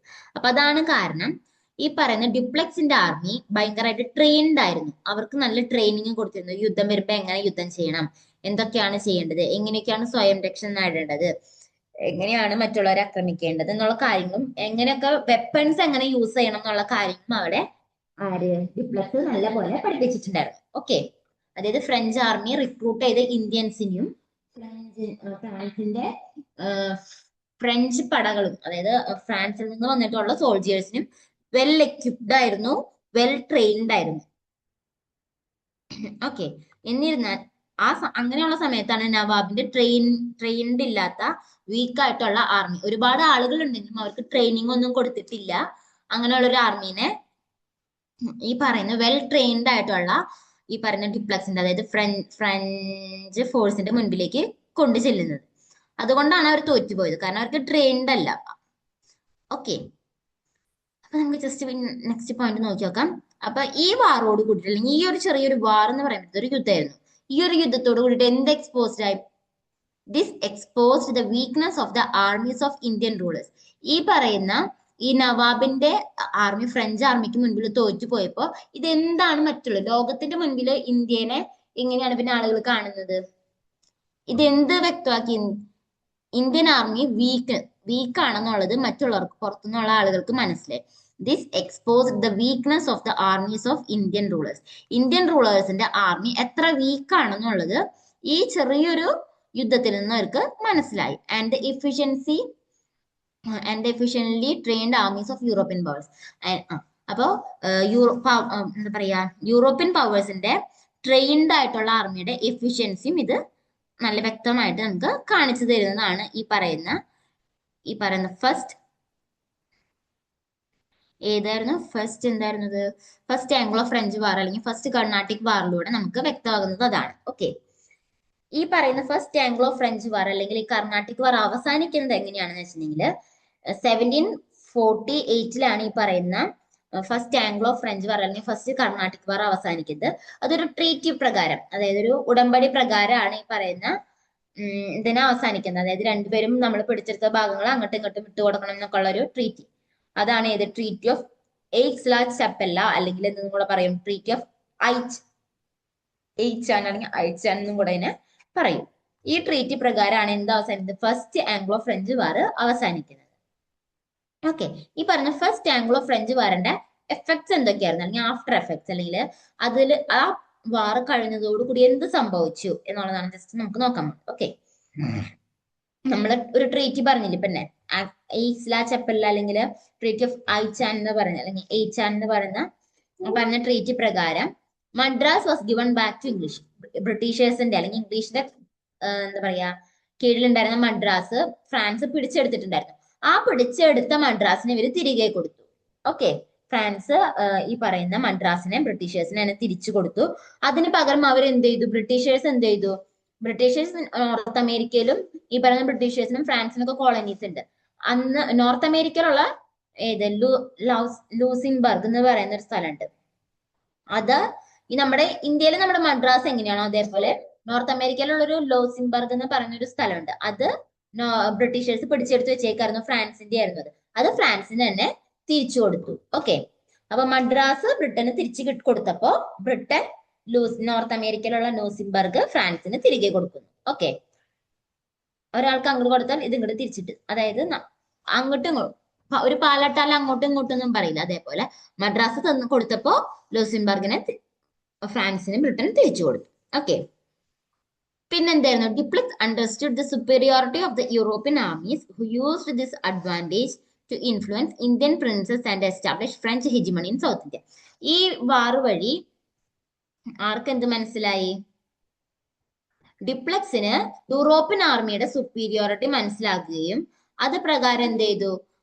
ഇത് യൂസ് ചെയ്തിട്ട് Indian പ്രിൻസസിന്, അതായത് ഇപ്പൊ അവർക്ക് മനസ്സിലായി യൂറോപ്യൻ സോൾജിയേഴ്സ് അല്ലെങ്കിൽ അവരുടെ അല്ലെങ്കിൽ അവരുടെ ആർമി എത്ര പവർഫുൾ ആണെന്ന് മനസ്സിലായി, ഇന്ത്യൻസ് എത്ര വീക്ക് ആണെന്നും ഇവർക്ക് മനസ്സിലായിട്ടുണ്ട്. അപ്പൊ അത് വെച്ചിട്ട് അവരുടെ സുപ്പീരിയോറിറ്റി വെച്ചിട്ട് എന്ത് ചെയ്തു? ഇന്ത്യൻ പ്രിൻസസിന്റെ ഇൻഫ്ലുവൻസ് ചെയ്ത് ഇവരെന്ത് ചെയ്തു? ഇന്ത്യയിൽ ഒരുപാട് അവരുടെ സ്ഥാപനങ്ങൾ, കമ്പനീസ്, അങ്ങനെയുള്ള ഇതുകൾ, അവരുടെ ആധിപത്യം, ഹെജിമണി അവര് സൗത്ത് ഇന്ത്യയിൽ എസ്റ്റാബ്ലിഷ് ചെയ്യാണ് ചെയ്യുന്നത്. ഓക്കെ. അല്ലെങ്കിൽ ഇപ്പൊ ഞങ്ങൾ പറയുന്നത് ഞങ്ങൾക്ക് ചെയ്തു തന്നില്ലെങ്കിൽ ഞങ്ങൾ യുദ്ധം നടത്തും, പിടിച്ചെടുക്കും എന്നുള്ള ഭീഷണി. അങ്ങനെ എന്ത് ചെയ്തു? ഡ്യൂപ്ലെക്സ് ഒരുപാട് ഫ്രഞ്ച് ഹെജിമണി സൗത്ത് ഇന്ത്യയിൽ എസ്റ്റാബ്ലിഷ് ചെയ്യാണ് ചെയ്യുന്നത്. ഓക്കെ. ഇപ്പൊ നമ്മൾ ഈ പറഞ്ഞ കാര്യങ്ങളൊക്കെ വീണ്ടും ജസ്റ്റ് ഒന്ന് കൺക്ലൂഡ് ചെയ്യാണ്. ഇതിൽ ഫസ്റ്റ് കർണാട്ടിക് വാറിന്റെ കൺക്ലൂഷൻ നമ്മളോട് പറയാണ്. ഇത് കോസ് എന്തായിരുന്നു? ഫസ്റ്റ് ആംഗ്ലോ ഫ്രഞ്ച് വാർ അല്ലെങ്കിൽ ഫസ്റ്റ് കർണാട്ടിക് വാറിന്റെ കോസ് എന്തായിരുന്നു? Extension of Anglo French war in Europe due to Austrian war of succession. Austria ആര് ഭരിക്കും അതിന്റെ പേരിൽ ഉണ്ടായിരുന്ന ഒരു വാറിൽ നിന്നാണ് എന്ത് ഈ ഫസ്റ്റ് ആംഗ്ലോ ഫ്രഞ്ച് വാർ സ്റ്റാർട്ട് ചെയ്യുന്നത്. അതാണ് പിന്നീട് ഇന്ത്യയിൽ ഫസ്റ്റ് കർണാട്ടിക് വാർ എന്ന രൂപത്തിൽ നമ്മൾ കാണുന്നത്. ഓക്കെ. അതായിരുന്നു അതിന്റെ കോസ്. ഇമ്മീഡിയറ്റ് കോസ് എന്തായിരുന്നു എന്ന് വെച്ചാൽ നമ്മൾ എന്ത് പറയും? പെട്ടെന്ന് ഈ പറയുന്ന ആംഗ്ലോ ഫ്രഞ്ച് വാർ ഉണ്ടാവാനുള്ള കാരണം എന്ന് പറയുന്നുണ്ടെങ്കിൽ എന്ത് പറയാ? ഇംഗ്ലീഷ് നേവി, അതായത് Britishers seized some French ship. അപ്പോ ബ്രിട്ടീഷുകാർ എന്ത് ചെയ്തു? ഫ്രാൻസിന്റെ ഷിപ്പുകൾ പിടിച്ചെടുത്തു. And France retaliated by seizing Madras. ഇംഗ്ലീഷുകാര് ഫ്രാൻസിന്റെ ഷിപ്പുകൾ പിടിച്ചെടുത്തപ്പോ ഫ്രാൻസ് ബ്രിട്ടന്റെ മദ്രാസ്, ഇന്ത്യയിലുള്ള മദ്രാസ് എന്ന് പറയുന്ന എന്താ പറയുക ഒരു സെന്റർ ഇവര് പിടിച്ചെടുത്തു. അതാണ് എന്ത് ഈ പറയുന്ന ആംഗ്ലോ ഫ്രഞ്ച് വാർ പെട്ടെന്ന് തുടങ്ങാനുള്ള കാരണം. English navy ceased French ship, അത് യൂറോപ്പിലായിരുന്നു. ഇത് എവിടെയായിരുന്നു? മദ്രാസ്, അതായത് ഇന്ത്യയിലാണ്. അങ്ങനെയാണ് രണ്ട് സ്ഥലത്തുള്ളത് പറയുന്നത്. ഓക്കെ. ഇതായിരുന്നു എന്ത് പെട്ടെന്ന് ഈ പറയുന്ന ആംഗ്ലോ ഫ്രഞ്ച് വാർ സ്റ്റാർട്ട് ചെയ്യാനുള്ള കാരണം. ഓക്കെ, ഒരു മിനിറ്റ് ബ്രേക്ക് തരൂ പ്ലീസ്. ഒരു 5 മിനിറ്റ്സ്. ഈ ഒരെണ്ണം ഞാൻ പറഞ്ഞു കഴിഞ്ഞിട്ട് പോരെ ബ്രേക്ക്? ഇതിപ്പോ തീരും. സെക്കൻഡ് ആണ് ഇത്. ഈ ജസ്റ്റ് ഈ പേജ് ഒന്ന് എക്സ്പ്ലെയിൻ ചെയ്ത് കഴിഞ്ഞിട്ട്, അതായത് ഇപ്പൊ പറഞ്ഞതാണ് ജസ്റ്റ് ഒന്ന് കൺക്ലൂഡ് ചെയ്താൽ ഞാൻ ബ്രേക്ക് തന്നേക്കാം. ഓക്കെ. അപ്പോ 1746 മദ്രാസ് ഫ്രാൻസ് പിടിച്ചെടുക്കുന്നത്. പിന്നെ അതിന്റെ റിസൾട്ട് എന്തായിരുന്നു? 1748 ട്രീറ്റി ഓഫ് ഐസ്ല ചപ്പല്ല എന്ന് പറയുന്ന ട്രീറ്റി സൈൻ ചെയ്ത് ഈ വാർ അവസാനിപ്പിക്കുകയാണ് ചെയ്യുന്നത്. Which brought Austrian war to an end.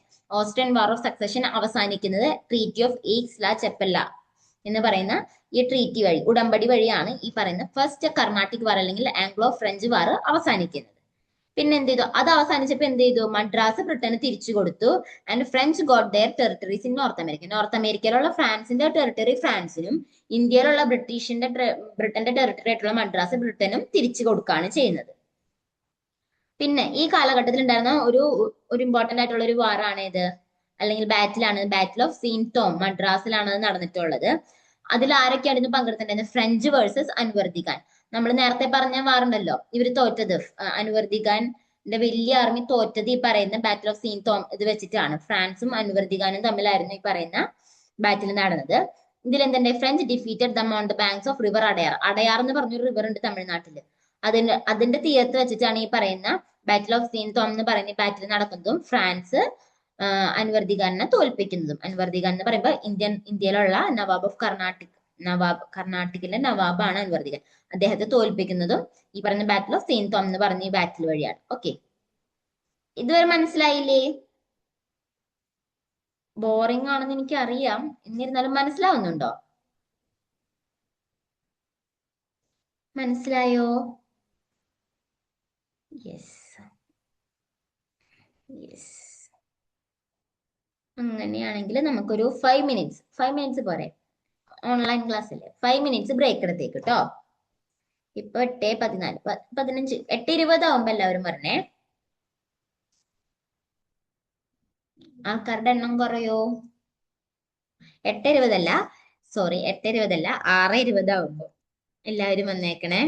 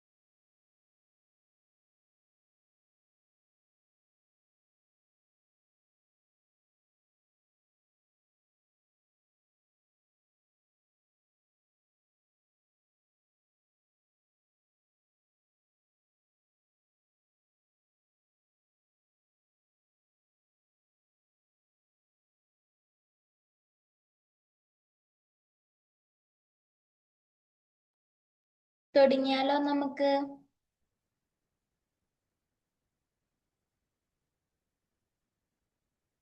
തുടങ്ങല്ലേ?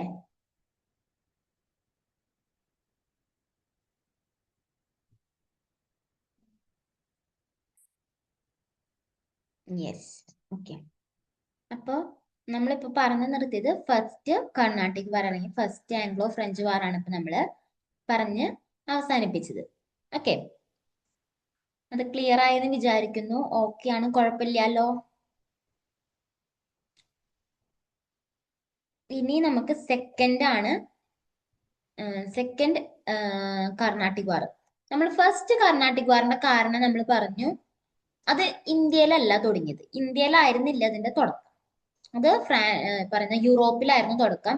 ഓസ്ട്രിയൻ വാർ ഓഫ് സക്സഷന്റെ കൂടെ വന്നതാണ് ഈ പറയുന്ന, അല്ലെങ്കിൽ അതിന്റെ ഭാഗമായിട്ടാണ് ബാക്കി ഇതുകള് ബാക്കി പൊട്ടിപ്പുറപ്പെട്ടത്. ഈ പറയുന്ന ഫസ്റ്റ് ആംഗ്ലോ ഫ്രഞ്ച് വാർ അല്ലെങ്കിൽ ഫസ്റ്റ് കർണാട്ടിക് വാർ, അതിന്റെ തുടക്കം ഇന്ത്യയിലായിരുന്നില്ല, യൂറോപ്പിലായിരുന്നു അതിന്റെ തുടക്കം.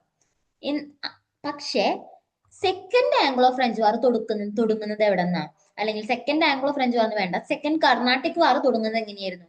അതിന്റെ കാരണം ഇന്ത്യയിൽ തന്നെയാണ്. ഇന്ത്യയിൽ തന്നെയായിരുന്നു അതിന്റെ കാരണം, ഇന്ത്യയിൽ തന്നെയാണ് അത് തുടങ്ങിയത്.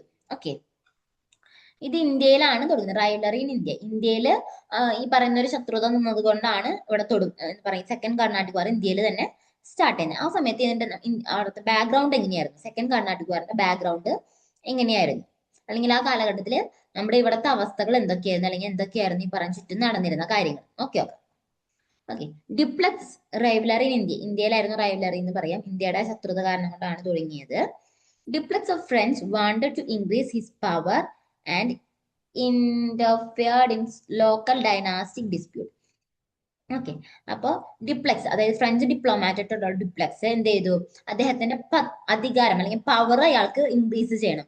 ഓക്കെ, അതിനുവേണ്ടി അയാൾ എന്ത് ചെയ്തു, ഇന്ത്യയിൽ നടക്കുന്ന ചെറിയ ചെറിയ ഡിസ്പ്യൂട്ട്സ്, ലോക്കൽ ഡൈനാസ്റ്റിക്, അതായത് ചെറിയ രാജ്യങ്ങൾ എന്താ പറയാ, കുഞ്ഞു കുഞ്ഞു രാജ്യങ്ങൾ ഉണ്ടാവില്ല, നാട്ടുരാജ്യങ്ങൾ തമ്മിലുള്ള യുദ്ധങ്ങളിൽ അല്ലെങ്കിൽ അവരുടെ ഡിസ്പ്യൂട്ട്സ്, അതായത് കലഹം, യുദ്ധമല്ല കലഹം, അതായത് ചെറിയ ചെറിയ തല്ലുകളിലൊക്കെ ഇവർ ഇടപെട്ട് മധ്യസ്ഥനായിട്ട് നിന്ന് ഒരാളെ സപ്പോർട്ട് ചെയ്ത് മറ്റാളെ തള്ളിപ്പറഞ്ഞു, എന്നിട്ട് തള്ളിപ്പറഞ്ഞ ആളെ എന്ത് ചെയ്തു, യുദ്ധം ചെയ്ത് പിടിച്ചെടുക്കും, അല്ലെങ്കിൽ ഭീഷണിപ്പെടുത്തി അവരുടെ സ്ഥലം ഇതൊക്കെ ഇങ്ങനെ പിടിച്ചെടുക്കും. അങ്ങനെ അങ്ങനെ എന്ത് ചെയ്തു, പയ്യെ പയ്യെ ആളുകളുടെ, അതായത് ഇന്ത്യയിലുള്ള ചെറിയ ചെറിയ നാട്ടുരാജ്യങ്ങളുടെ അല്ലെങ്കിൽ ചെറിയ ചെറിയ രാജ്യങ്ങളുടെ ലോക്കൽ ആയിട്ടുള്ള ഡിസ്പ്യൂട്ട്സില് തല കടത്തി പിന്നെന്ത് പയ്യെ പയ്യെ ഭരണം പിടിച്ചെടുക്കാനായിട്ടുള്ള ശ്രമിക്കുന്നു.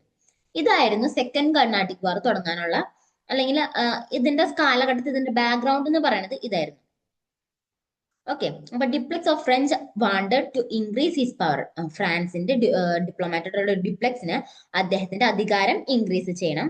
ആൻഡ് അതിനുവേണ്ടി ആൾ എന്ത് ചെയ്തു, ഇന്റർഫിയർഡ് ഇൻ ലോക്കൽ ഡൈനാസ്റ്റിക് ഡിസ്പ്യൂട്ട്. അപ്പൊ ലോക്കലായിട്ട് നമ്മുടെ നാട്ടിൽ നടക്കുന്ന ചെറിയ ചെറിയ ഡൈനാസ്റ്റിക് ഭരണകൂടത്തിന്റെ അങ്ങനെ ഡിസ്പ്യൂട്ട്സ് ഒക്കെ ഉണ്ടാവുമല്ലോ, അതിൽ ഇടപെടുകയും എന്നിട്ട് അതില് എന്താ പറയാ മധ്യസ്ഥനായിട്ട് നിൽക്കുന്ന ഒരു അവസ്ഥ, എന്നിട്ട് പയ്യെ പയ്യെ ഇവരെ ഭരിക്കുക എന്നുള്ളൊരു അവസ്ഥയിലേക്ക് വന്നു. അതായിരുന്നു ഈ പറയുന്ന സെക്കൻഡ് കർണാട്ടിക് വാർ സ്റ്റാർട്ട് ചെയ്യാനുള്ള കാരണം. ഇമ്മീഡിയറ്റ് കോസ് എന്തായിരുന്നു എന്ന് ചോദിച്ചാൽ എന്താ പറയാ, ഇഷ്യൂ ഓഫ് സക്സഷൻ, ആര് ഭരിക്കും, നെക്സ്റ്റ് ആര് ഭരിക്കും എന്നുള്ള ആ ഇഷ്യൂ. അതായത് നേരത്തെ അവിടെ എങ്ങനെയായിരുന്നു, ഓസ്ട്രിയ ആര് ഭരിക്കും എന്നുള്ളതായിരുന്നു, അതിന്റെ പേരിലായിരുന്നു തുടങ്ങിയിട്ടുണ്ടായിരുന്നു. ഏത്, ഈ പറയുന്ന ഫസ്റ്റ് ആംഗ്ലോ ഫ്രഞ്ച് വാർ അല്ലെങ്കിൽ ഫസ്റ്റ് കർണാട്ടിക് വാർ ഓസ്ട്രിയ ആര് ഭരിക്കും എന്നുള്ള തർക്കത്തിന്മേൽ തുടങ്ങിയതാണ്. പക്ഷെ സെക്കൻഡ് കർണാട്ടിക് വാർ ഇന്ത്യയിലാണ് ഉണ്ടായിരുന്നത്. അത് എന്തിന്റെ പേരിലായിരുന്നു, ഇഷ്യൂ ഓഫ് സക്സഷൻ, അതും ആര് ഭരണം, അടുത്ത ഭരണം ആർക്ക് എന്നുള്ള ആ വിഷയത്തിനെ ചൊല്ലി തന്നെയാണ് സെക്കൻഡ് കർണാട്ടിക് വാറും തുടങ്ങുന്നത്. ഓക്കെ, ഇവിടെ ആരുടെ ഭരണത്തിന്റെ കാര്യമായിരിക്കും, ഹൈദരാബാദിന്റെ. ഓക്കെ, ഡെത്ത് ഓഫ് നിസാം ഉൽ മുൽക്ക്. അപ്പൊ ഹൈദരാബാദിന്റെ ഫൗണ്ടർ ആണ് നിസാം ഉൽ മുൽക്ക് എന്ന് പറയുന്ന വ്യക്തി. അദ്ദേഹത്തിന് എന്തൊന്നും അറിയപ്പെട്ടിരുന്നു, ഓൾസോ നോൺ ആസ് അസഫ് ജ അല്ലെങ്കിൽ നിസാം ഫസ്റ്റ് നിസാം എന്നോ അസഫ് ജ എന്നോ അല്ലെങ്കിൽ നിസാം ഉൽ മുൽക്ക് എന്നൊക്കെയാണ് ഹൈദരാബാദിന്റെ ഫൗണ്ടർ ആയിട്ടുള്ള വ്യക്തിനെ അറിയപ്പെടുന്നത്. അദ്ദേഹത്തിന്റെ മരണം, അദ്ദേഹം മരിച്ചു. അപ്പൊ നെക്സ്റ്റ് ഹൈദരാബാദ് നെക്സ്റ്റ് വരുന്നത് ആരായിരിക്കും ഹൈദരാബാദിന്റെ എന്നുള്ളതാണ് വിഷയം എന്ന് നമുക്ക് കരുതാം. Okay, Marathas released Chanda Sahib of Karnataka. Marathas പറഞ്ഞു, അവർ മുന്നോട്ട് കൊണ്ടുവന്ന ഒരു ഓപ്ഷൻ ആണ് ആര്, ചന്ദ സാഹിബ് എന്ന് പറയുന്ന വ്യക്തി. ഓക്കെ, അപ്പൊ ഈ ഇഷ്യൂ ഓഫ് സക്സഷൻ ആര് ഭരിക്കും, കാരണം ഈ പറയുന്ന ഹൈദരാബാദ് ആര് ഭരിക്കും എന്നുള്ള ഇഷ്യൂന്മേലാണ് സെക്കൻഡ് ആംഗ്ലോ ഫ്രഞ്ച് വാർ തുടങ്ങാൻ പോകുന്നത്. ഓക്കെ.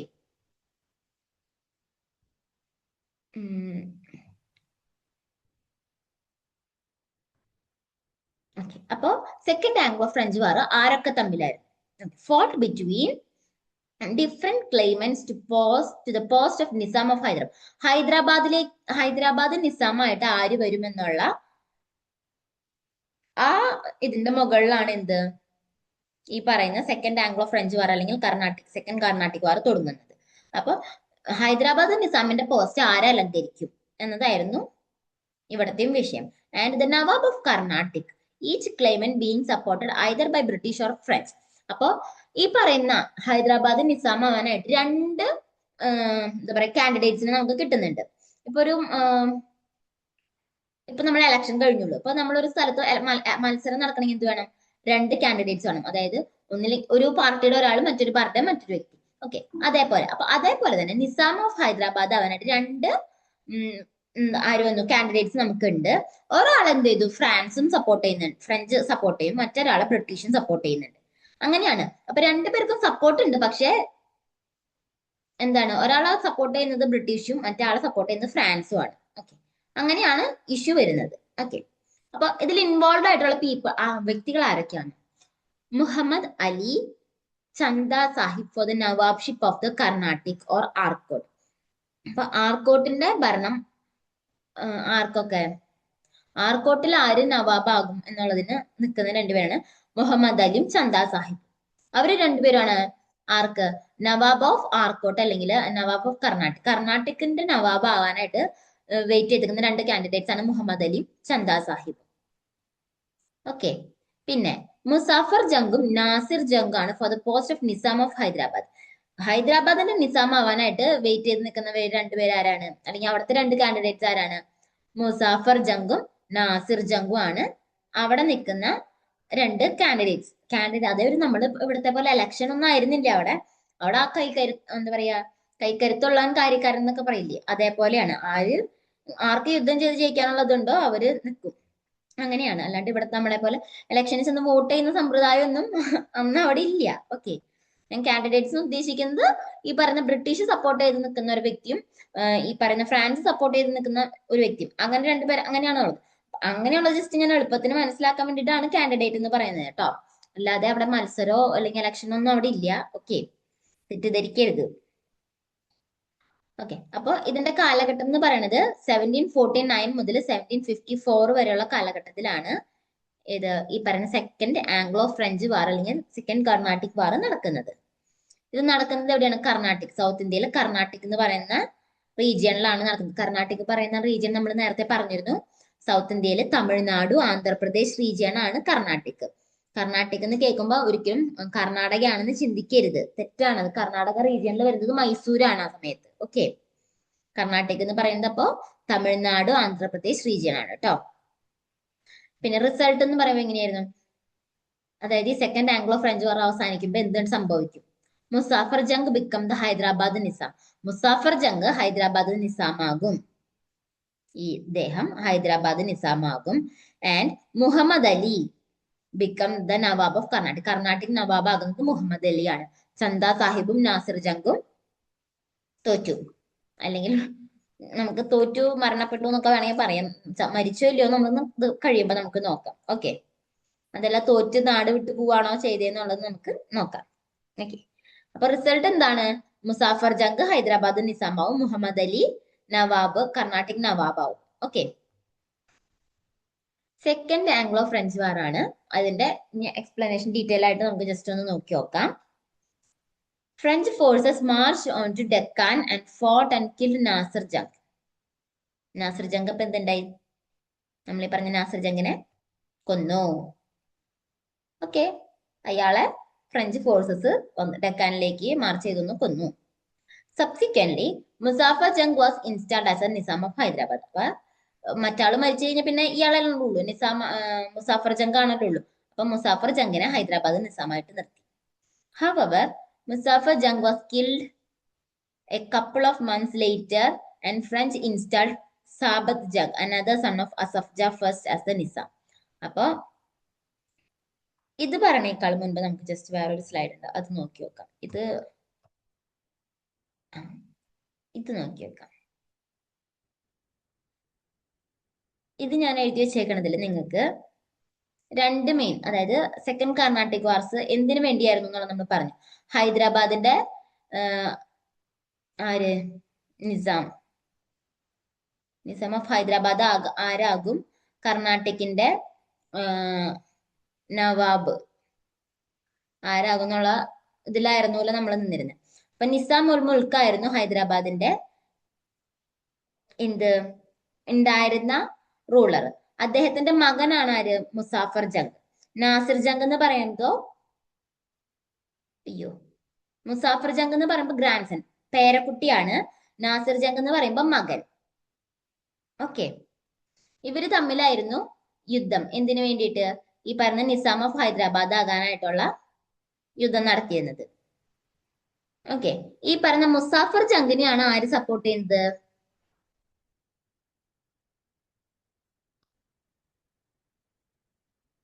നമ്മൾ ആര് സപ്പോർട്ട് ചെയ്യുന്ന പറഞ്ഞേ?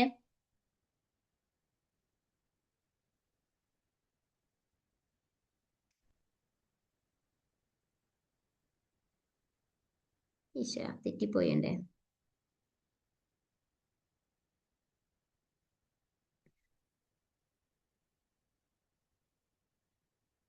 മുസാഫർ ജംഗിനെ ഫ്രാൻസ് ആണ് സപ്പോർട്ട് ചെയ്യുന്നത്. ഓക്കെ, മുസാഫർ ജംഗിനെ ഫ്രാൻസ് സപ്പോർട്ട് ചെയ്യുന്നു, നാസിർ ജംഗിനെ ബ്രിട്ടൻ സപ്പോർട്ട് ചെയ്യുന്നു. ഓക്കെ, എന്നിട്ട് ആരെയാണ് നമ്മൾ കൊന്നു പറഞ്ഞത്? നാസിർ ജംഗിനെയാണ് ഈ ഫ്രഞ്ച് ഫോഴ്സസ് വന്ന് കൊല്ലുന്നത്. അതായത് മുസാഫർ ജംഗിനെ സപ്പോർട്ട് ചെയ്യുന്ന ഫ്രഞ്ച് ഫോഴ്സസ് നാസിർ ജംഗിനെ കൊല്ലുന്നു. അങ്ങനെ മുസാഫർ ജംഗ് പേരക്കുട്ടി ഹൈദരാബാദ് നിസാമായിട്ട് മാറുന്നു. ഓക്കെ, മനസ്സിലാകുന്നുണ്ടോ? ജസ്റ്റ് മനസ്സിലായില്ലയോ എന്നൊന്ന് പറയാം. ഞാൻ വീണ്ടും പറയാം, മനസ്സിലായില്ലെങ്കിൽ ഞാൻ വീണ്ടും പറയാം. ഇത് കൺഫ്യൂഷൻ ആകും അല്ലെങ്കിൽ. മനസ്സിലായില്ല എന്ന് തോന്നുന്നു, ഞാൻ പറഞ്ഞത് എനിക്ക് തന്നെ വ്യക്തമായിട്ടില്ല. അപ്പൊ നിങ്ങൾക്ക് മനസ്സിലായിട്ടുണ്ടാവാൻ ചാൻസ് കുറവാണ്. നിങ്ങൾക്ക് മനസ്സിലായോ? ജസ്റ്റ് ഒന്ന് പറയാവോ? മനസ്സിലായില്ല. ഓക്കെ ഓക്കെ ഓക്കെ, ഞാൻ ഒന്നും കൂടെ പറയാം. ഓക്കെ, നമ്മുടെ സെക്കൻഡ് കർണാട്ടിക് വാർ നടക്കുന്നത് ഇന്ത്യയിലാണെന്ന് ഞാൻ നേരത്തെ പറഞ്ഞിട്ടുണ്ടായിരുന്നു. എന്തിനു വേണ്ടിയിട്ടായിരുന്നു സെക്കൻഡ് കർണാട്ടിക് വാർ നടക്കണേന്ന് ചോദിച്ചാൽ നമ്മൾ പറഞ്ഞു ഹൈദരാബാദ് ആര് ഭരിക്കും, ഈ പറയുന്ന കർണാട്ടിക് റീജിയൻ ആര് ഭരിക്കും എന്നുള്ള അതിന്റെ തർക്കത്തിന്മേലാണ് ഈ പറയുന്ന സെക്കൻഡ് കർണാട്ടിക് വാർ തുടങ്ങുന്നത്. ഓക്കെ, അത്രയും നാള് ഹൈദരാബാദ് ഭരിച്ചിരുന്നത് ആരായിരുന്നു? നിസാം ഉൾ മുൽക്ക് എന്ന് പറയുന്ന വ്യക്തിയാണ്. അദ്ദേഹമാണ് ഹൈദരാബാദിന്റെ ഫൗണ്ടർ എന്നൊക്കെ നമുക്ക് വേണമെങ്കിൽ പറയാം. ഓക്കെ, അതുവരെ മനസ്സിലായല്ലോ? മനസ്സിലായെങ്കിൽ ജസ്റ്റ് ഒരു യെസ് ഇട്ടാൽ മതി. ആരെങ്കിലും ഒരാൾ ഒരു യെസ് ഇട്ടാൽ മതി. മനസ്സിലായെങ്കിൽ അത്രയും മനസ്സിലായല്ലോ. ഹൈദരാബാദിന്റെ ഫൗണ്ടർ എന്നറിയപ്പെടുന്നത് നിസാമുൾ മുൽക്കാണ്. അദ്ദേഹത്തിന്റെ മരണശേഷം ആര് ഭരിക്കും എന്നുള്ളതായിരുന്നു അവിടുത്തെ യുദ്ധത്തിനുള്ള വിഷയം. ഓക്കെ, അപ്പോ അതുവരെ മനസ്സിലായി. ഓക്കെ, അപ്പൊ ഈ നിസാം ഉൾ മുൽക്ക് എന്ന് പറയുന്ന വ്യക്തി മരിച്ചു. അപ്പൊ ഇനി ആര് ഹൈദരാബാദ് ഭരിക്കും? അവിടെ പിന്നെ ഉള്ളത് രണ്ടുപേരാരാണ്? ഒരെണ്ണം അദ്ദേഹത്തിന്റെ മകനാണ് ആര്? Nasir Jung, son of Nizam ul Mulk. അതാണ് ഞാൻ ഇവിടെ എഴുതി വെച്ചേക്കുന്നത്. നാസിർ ജംഗ് എന്ന് പറയുന്നത് ഈ പറഞ്ഞ അന്നത്തെ ഹൈദരാബാദിന്റെ ഫൗണ്ടർ ആയിട്ടുള്ള വ്യക്തിയുടെ മകനാണ് ആര്? നാസിർ ജംഗ്. പിന്നെ ഉള്ളത് ആരാണ്? Muzaffar Jung, grandson of Nizam ul Mulk. ഈ പറയുന്ന നിസാം ഉൾ മുൽക്കിന്റെ ഗ്രാൻഡ് സൺ ആണ് ആര്? മുസാഫർ ജംഗ്. അപ്പൊ ഒന്നുകിൽ ഇതാരായിരിക്കും? നാസിർ ജംഗ് എന്ന് പറയുന്നത് മുസാഫർ ജംഗിന്റെ അങ്കിൾ ആയിരിക്കും, അല്ലെങ്കിൽ അച്ഛനായിരിക്കാം, അങ്കിൾ ആയിരിക്കും, അങ്ങനെ ആരും ആണ്. ഓക്കെ, അപ്പൊ ഗ്രാൻഡ് സൺ മുസാഫർ ജംഗിന്റെ മകനും പേരക്കുട്ടിയാണ് ഈ പറയുന്ന ഹൈദരാബാദിന്റെ നിസാം ആകാനുള്ള എന്താ പറയാ ഈ പദവിയിലേക്ക് വേണ്ടിയിട്ട് മത്സരിക്കാൻ അല്ലെങ്കിൽ അതിനു വേണ്ടിയിട്ട് ആഗ്രഹിച്ചു നിൽക്കുന്നത്. ഓക്കെ, ഈ പറയുന്ന രണ്ടു പേരിലും ഓരോ ഫോഴ്സസ്, അതായത് അന്നത്തെ പവർഫുൾ ആയിട്ടുള്ള രണ്ട് പവറുകൾ ആരൊക്കെയായിരുന്നു ഇന്ത്യയിൽ ഉണ്ടായിരുന്നത്? ഫ്രാൻസും ബ്രിട്ടനുമാണ്. അപ്പൊ ഒരാളെ, അതായത് മുസാഫർ ജംഗ് പേരക്കുട്ടീനെ ഫ്രാൻസ് സപ്പോർട്ട് ചെയ്യുന്നു. ഓക്കെ, നാസിർ ജംഗ് അതായത് മകനെ, അതായത് നിസാം ഉൾ മുൽക്കിന്റെ മകനെ ഇംഗ്ലീഷുകാരും അതായത് ബ്രിട്ടനും ആണ് സപ്പോർട്ട് ചെയ്യുന്നത്. ഓക്കെ, അതുവരെ മനസ്സിലായോ? ആരൊക്കെ സപ്പോർട്ട് ചെയ്യുന്നു എന്നുള്ളത് മനസ്സിലായോ? ആരൊക്കെയാണ് സപ്പോർട്ട് ചെയ്യുന്നത് മനസ്സിലായോ? മുസാഫർ ജംഗിനെ ഫ്രാൻസ് സപ്പോർട്ട് ചെയ്യുന്നു, നാസിർ ജംഗിനെ ബ്രിട്ടൻ സപ്പോർട്ട് ചെയ്യുന്നു. ഓക്കെ, മനസ്സിലായി? Okay okay. എന്നിട്ട് ഈ പറയുന്ന ഇവരെന്ത് ചെയ്തു? മുസാഫർ ജംഗും ഫ്രഞ്ചും തമ്മിൽ ഒരു ട്രീറ്റി സൈൻ ചെയ്യണം. French signed treaty with Muzaffar Jung. Muzaffar Jung ആയിട്ട് ഒരു ട്രീറ്റി സൈൻ ചെയ്യാണ്. ആൻഡ് ചന്ദ സാഹിബ്, അത് അപ്പുറത്ത്, അത് നമുക്ക് പിന്നെ പറയാം.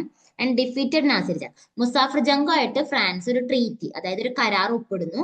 എന്നിട്ട് എന്ത് ചെയ്യുന്നു? നാസിർ ജംഗിനെ തോൽപ്പിക്കുന്നു.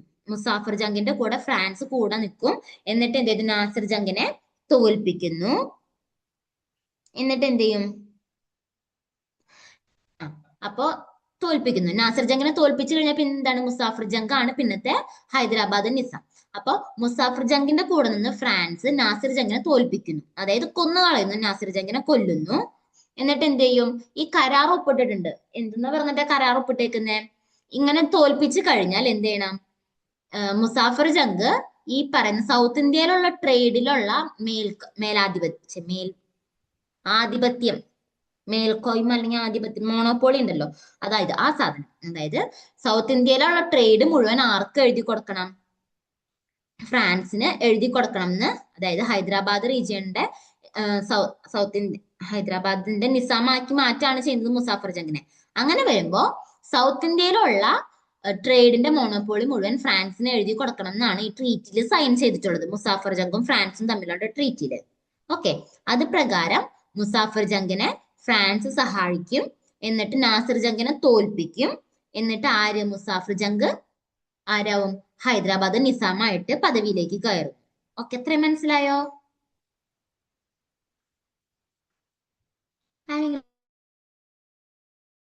ഒന്ന് പറയാവോ? മനസ്സിലായോ? ഇപ്പൊ പറഞ്ഞത്, ലാസ്റ്റ് പറഞ്ഞത് മനസ്സിലായോ? മനസ്സിലായില്ലെങ്കിൽ പറഞ്ഞോ, ഞാൻ ഒന്നും കൂടെ പറയാം, എനിക്ക് കുഴപ്പമില്ല. മനസ്സിലായെങ്കിൽ പറഞ്ഞ, മനസ്സിലായെങ്കിൽ യെസ് പറയാ, അല്ലെങ്കിൽ വേണ്ട, ഞാൻ ഒന്നും കൂടെ പറഞ്ഞുതരാം, കുഴപ്പമില്ല.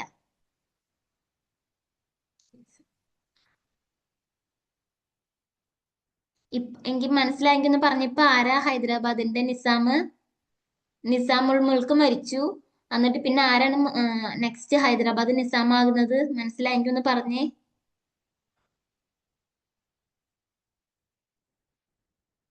മനസ്സിലായില്ലേ? Muzaffar Jung. Okay okay, very good very good. അപ്പൊ മനസ്സിലായി, അപ്പൊ കുഴപ്പമില്ല. ഞാൻ അപ്പൊ നെക്സ്റ്റ് ഇത് പറഞ്ഞോട്ടെ.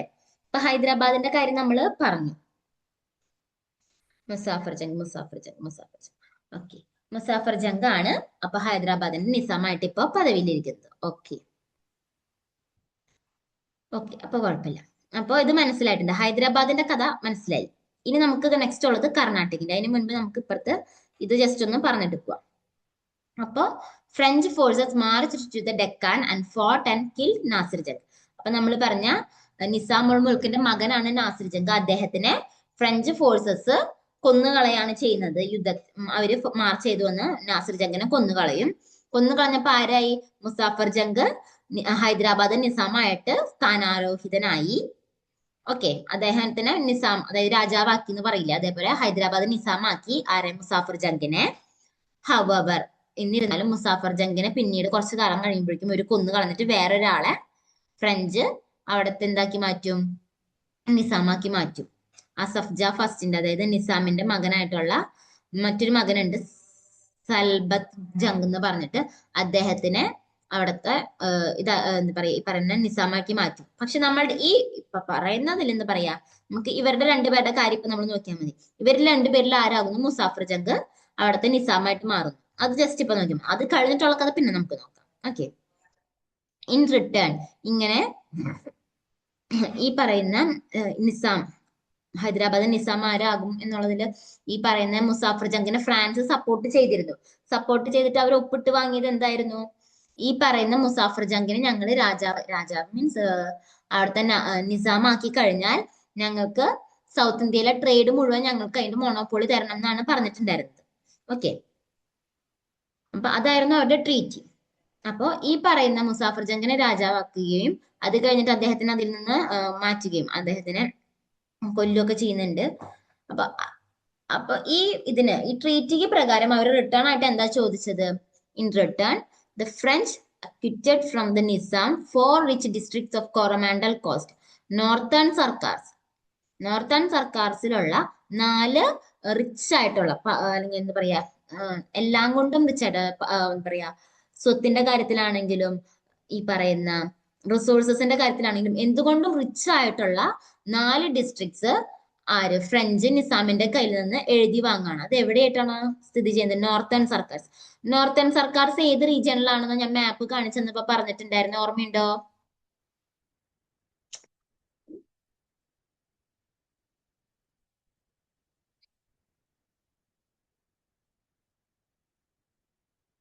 നോർത്തേൺ സർക്കാർസ് ഏത് റീജിയനിലായിരുന്നു? ആരെങ്കിലും ഓർമ്മയുണ്ടോ എന്ന് ജസ്റ്റ് ഒന്ന് ഓർത്ത് നോക്കിയേ. ഒഡീഷ, ആന്ധ്ര ആണ്. ഓക്കെ, കറക്റ്റ് ആണ്. ഒഡീഷ ആന്ധ്ര റീജിയൻ ആണ്. ഓക്കെ, നമ്മൾ നേരത്തെ കാണിച്ചിട്ടുണ്ടായിരുന്നത് ഇതിപ്പോ എത്ര പേജ്? 44. നമ്മൾ നേരത്തെ കണ്ടത് എവിടെയായിരുന്നു? മാപ്പിലായിരുന്നു. ഇതിൽ കണ്ടോ, നോർത്തേൺ സർക്കാർസ് എന്ന് പറഞ്ഞിട്ട് ഒഡീഷ ആന്ധ്ര റീജിയൻ. ഈ റീജിയൻ മൊത്തം ആർക്ക് കൊടുത്തു? ഫ്രാൻസിന് അവിടുത്തെ മുഴുവൻ മോണോപ്പോളിയും കൊടുത്തു. ഓക്കെ, ഈ ഒരു ഹൈദരാബാദിന്റെ നിസാമാക്കിയിട്ട് ഇരുത്തിയതിന് ഈ ഭാഗം മുഴുവൻ ഇവർക്ക് കൊടുക്കേണ്ടി വന്നു, ഫ്രാൻസിന് കൊടുക്കേണ്ടി വന്നു.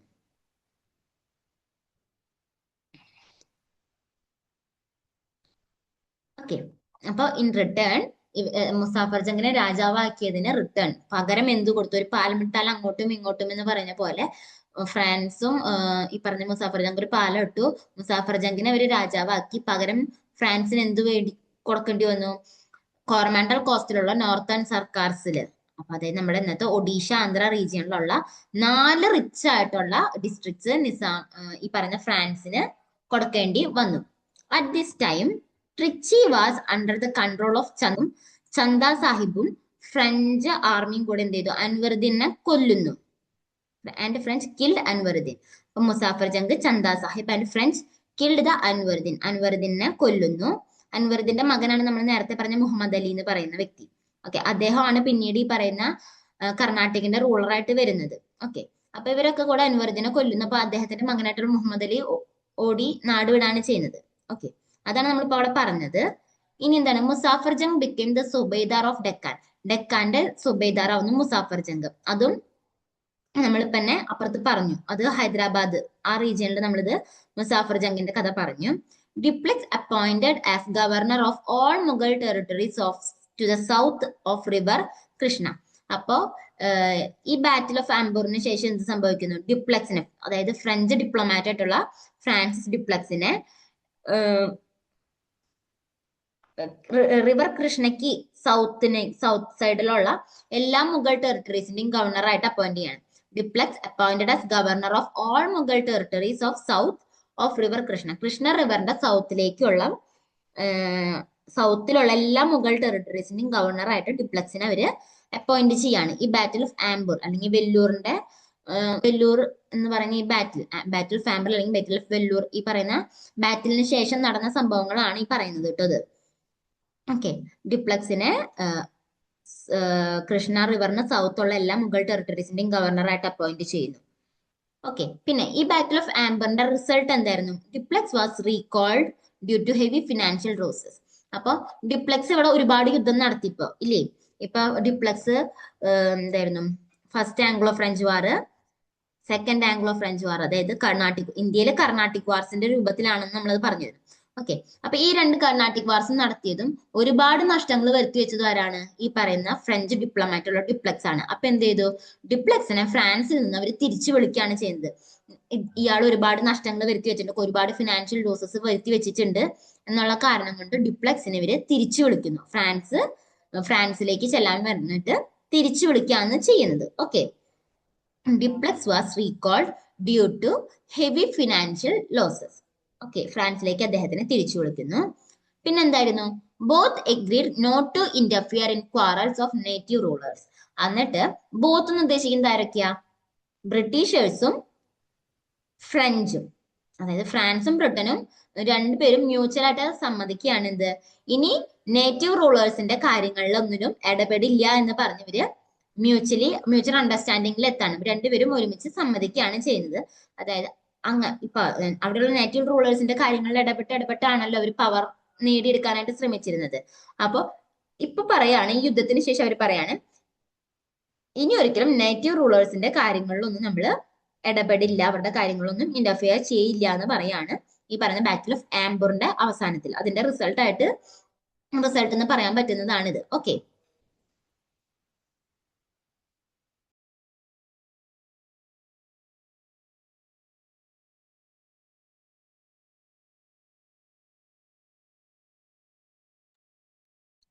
അപ്പോ ഇതാണ് ബാറ്റിൽ ഓഫ് ആംബറിന്റെ റിസൾട്ട് എന്ന് പറയുന്നത്. ഓക്കെ, നെക്സ്റ്റ് എന്ന് പറയുന്നത് പിന്നെന്തായിരുന്നു, Dupleix was considered as the originator of subsidiary alliance. നമ്മൾ നേരത്തെ പറഞ്ഞില്ലേ ഡ്യുപ്ലക്സ്, ഞാൻ നേരത്തെ എനിക്ക് കിട്ടാണ്ടിരുന്ന വാക്ക് ഇതായിരുന്നു, പെർമനന്റ് സെറ്റിൽമെന്റ് അല്ല, സബ്സിഡറി അലയൻസിന്റെ ഒറിജിനേറ്റർ ആയിട്ട് കൺസിഡർ ചെയ്തിരുന്നത് ഡ്യുപ്ലക്സിനെയാണ്. സബ്സിഡറി അലയൻസ് എന്ന് വെച്ചിട്ടുണ്ടെങ്കിൽ എന്താണ്, അതാണ് നമ്മൾ നേരത്തെ പറഞ്ഞത്, ഇന്ത്യയിൽ നിന്നുള്ള വ്യക്തികളെ ഇപ്പൊ എന്താ പറയാ ഫ്രാൻസിന്റെ ആർമിയിലേക്ക് എടുക്കുകയും അവർക്കുള്ള ഭക്ഷണം മറ്റു കാര്യങ്ങളൊക്കെ ഇന്ത്യൻ റൂളേഴ്സ് കൊടുക്കണം. ഓക്കെ, ഈ പറയുന്ന പട്ടാളക്കാർക്കുള്ള ഭക്ഷണം, അവർക്ക് എങ്ങനെ താമസിക്കണം, അവർക്കുള്ള മറ്റു ആവശ്യങ്ങളെല്ലാം ആര് കൊടുക്കണം, ഇന്ത്യൻ റൂളേഴ്സ് കൊടുക്കണം. പക്ഷെ ഇവരൊരു യുദ്ധത്തിന് കൊണ്ടുപോകണമെങ്കിൽ ഈ പറയുന്ന ഫ്രാൻസിന്റെ അനുവാദം വേണം. അതായത് ചുരുക്കം പറഞ്ഞ നമ്മളെ ചൂഷണം ചെയ്യുന്ന ഒരു പരിപാടി, അതായിരുന്നു സബ്സിഡറി അലയൻസ് എന്ന് പറയുന്നത്. ഓക്കെ, അത് നമ്മൾ സ്കൂളിലൊക്കെ പഠിച്ചിട്ടുണ്ടോ സബ്സിഡറി അലയൻസ് എന്താണെന്നുള്ള? സ്കൂളിൽ നിങ്ങൾ പഠിച്ചിട്ടില്ലേ നിങ്ങൾ സ്കൂളില് സബ്സിഡറി അലയൻസ് എന്താണെന്നുള്ളത്? പഠിച്ചിട്ടുണ്ടാവല്ലോ മക്കളെ, നിങ്ങൾ പഠിച്ചിട്ടുണ്ടോ സബ്സിഡറി അലയൻസ് എന്ന് പറഞ്ഞിട്ടൊരു സംഭവം? പഠിച്ചിട്ടില്ല. Okay okay okay okay okay അപ്പൊ ഞാൻ പറഞ്ഞേക്കാം. സബ്സിഡറി അലയൻസ് എന്ന് വെച്ചിട്ടുണ്ടെങ്കിൽ നമ്മളിപ്പോ പെർമനന്റ് സെറ്റിൽമെന്റ് സിസ്റ്റം എന്നൊക്കെ പറഞ്ഞിട്ട് ഇങ്ങനെ ഒരുപാട് സിസ്റ്റംസ് ഒക്കെ അങ്ങനെയൊക്കെ ഉണ്ട്. അപ്പൊ അതുപോലുള്ള ഒരു സാധനമാണ് ഈ പറയുന്ന സബ്സിഡറി അലയൻസ് എന്നും പറയുന്നത്. അതൊരു പോളിസി അല്ലെങ്കിൽ ഒരു സിസ്റ്റം ആണ്. എന്ത് ഇതുവഴി, അതായത് ഇപ്പൊ ബ്രിട്ടീഷേഴ്സ്, ലോർഡ് വെല്ലസ്ലി ബ്രിട്ടീഷർ, കാരണം അദ്ദേഹം കൊണ്ടുവന്നു എന്നാണ് നമ്മൾ പറയുന്നത്. എഫക്റ്റീവ്ലി അത് പവറിലേക്ക് എന്താ പറയുക യൂസ് ചെയ്യുന്നത് ലോർഡ് വെല്ലസ്ലി ആണ്. ഓക്കെ, സെവൻത്തിലാണല്ലേ? ഓക്കെ ഓക്കെ ഓക്കെ, സെവൻത്തിലും പഠിക്കുന്നില്ല. ഓക്കെ, എയ്ത്തിൽ അങ്ങാണ്ടാണ് അത് പഠിക്കാനുള്ളത് തോന്നുന്നു.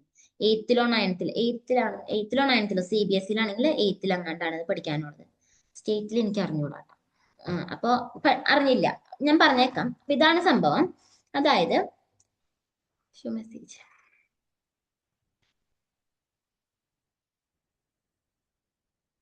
എയ്ത്തിലാണ് പഠിക്കാനുള്ളത്. ഓക്കെ ഓക്കെ അപ്പൊ സബ്സിഡറി അലയൻസ് എന്ന് വെച്ചിട്ടുണ്ടെങ്കിൽ ഇതാണ് സംഭവം. അതായത് ബ്രിട്ടീഷേഴ്സ് ഒരു നിയമം കൊണ്ടുവരാണ്, ഇന്ത്യക്കാരുടെ സോൾജിയേഴ്സ്, അതായത് പട്ടാളക്കാരെ എന്തോ ഒരു കരാർ വഴി ഒരു കരാർ ഒപ്പിടുന്നുണ്ട് ഇന്ത്യക്കാരായിട്ട്. എന്നിട്ട് പറയാണ്, നിങ്ങളുടെ പട്ടാളക്കാരെ ഞങ്ങൾക്ക് തരണം. അതായത് ബ്രിട്ടീഷേഴ്സിന് ഏതൊരു യുദ്ധത്തിൽ തോൽക്കുമ്പോഴോ അല്ലെങ്കിൽ അങ്ങനെ എന്തിന്റെ ഒരു ഭാഗമായിട്ടാണ് അവർ ഇത് സൈൻ ചെയ്യുന്നത്. അതായത് ഇന്ത്യൻ പട്ടാളക്കാരെ ഈ പറയുന്ന ബ്രിട്ടീഷുകാർക്ക് വാടകയ്ക്ക് കൊടുക്കുന്നു. ഇപ്പൊ എന്തെങ്കിലും യുദ്ധങ്ങൾ വരുമ്പോ അവർക്ക് കൊണ്ടുപോകാം, അങ്ങനെ വരും. പക്ഷെ എന്തുണ്ട്, ഇവർക്കുള്ള കാശോ, അതായത് അവരുടെ സാലറിയോ അല്ലെങ്കിൽ അവർക്കുള്ള ഫുഡോ അല്ലെങ്കിൽ അവരുടെ അക്കോമഡേഷൻ, അവരെവിടെ താമസിക്കുന്നു, അവരുടെ മറ്റു സൗകര്യങ്ങളോ, ഇതൊന്നും ബ്രിട്ടീഷുകാർ ചെയ്യില്ല. പകരം അതൊക്കെ ആര് ചെയ്യണം? ഇന്ത്യൻ റൂളേഴ്സ് തന്നെ ചെയ്യണം. ഓക്കെ, ഇതൊക്കെ ഇന്ത്യൻ റൂളേഴ്സ് ചെയ്യണം. പക്ഷെ ഇവരൊരു യുദ്ധത്തിന് കൊണ്ടുപോകാനായിട്ടാണെങ്കിൽ ഇന്ത്യൻ റൂളേഴ്സിന് എന്താ പറയാ അനുവാദമില്ല. അതിന് ഒരു യുദ്ധത്തിന് കൊണ്ടുപോകണമെങ്കിൽ ആരുടെ അനുവാദം വേണം? ഈ ബ്രിട്ടീഷുകാരുടെ അനുവാദം വേണം. ഓക്കെ, അതായത് നമുക്കിട്ട് നല്ലൊരു പണി തന്ന് നമ്മുടെ ആൾക്കാരെ അവര് പിടിച്ചെടുത്തു.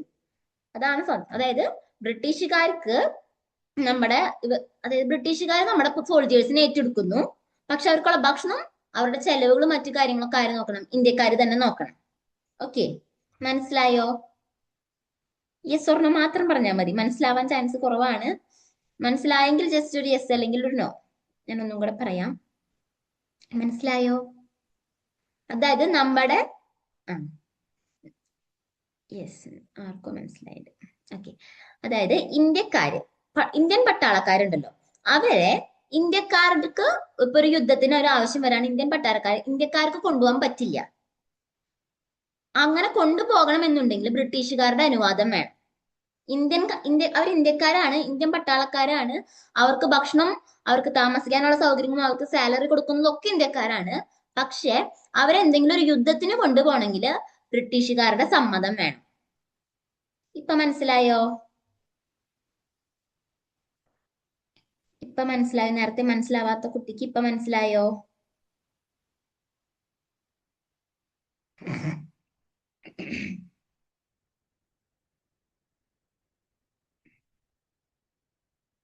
ഇപ്പൊ മനസ്സിലായോ? മനസ്സിലാവാത്ത കുട്ടിക്ക് ആരായിരുന്നു? അതായത് നമുക്ക് നമ്മുടെ അച്ഛനമ്മ ഒരു ഫോൺ വാങ്ങി തന്നു. ഫോണിൽ നമുക്ക് കളിക്കാം. അതിലവർ കാശ് അയ്യോ അങ്ങനെ വേണ്ട. നമുക്ക് ഫോൺ വാങ്ങി തന്നു.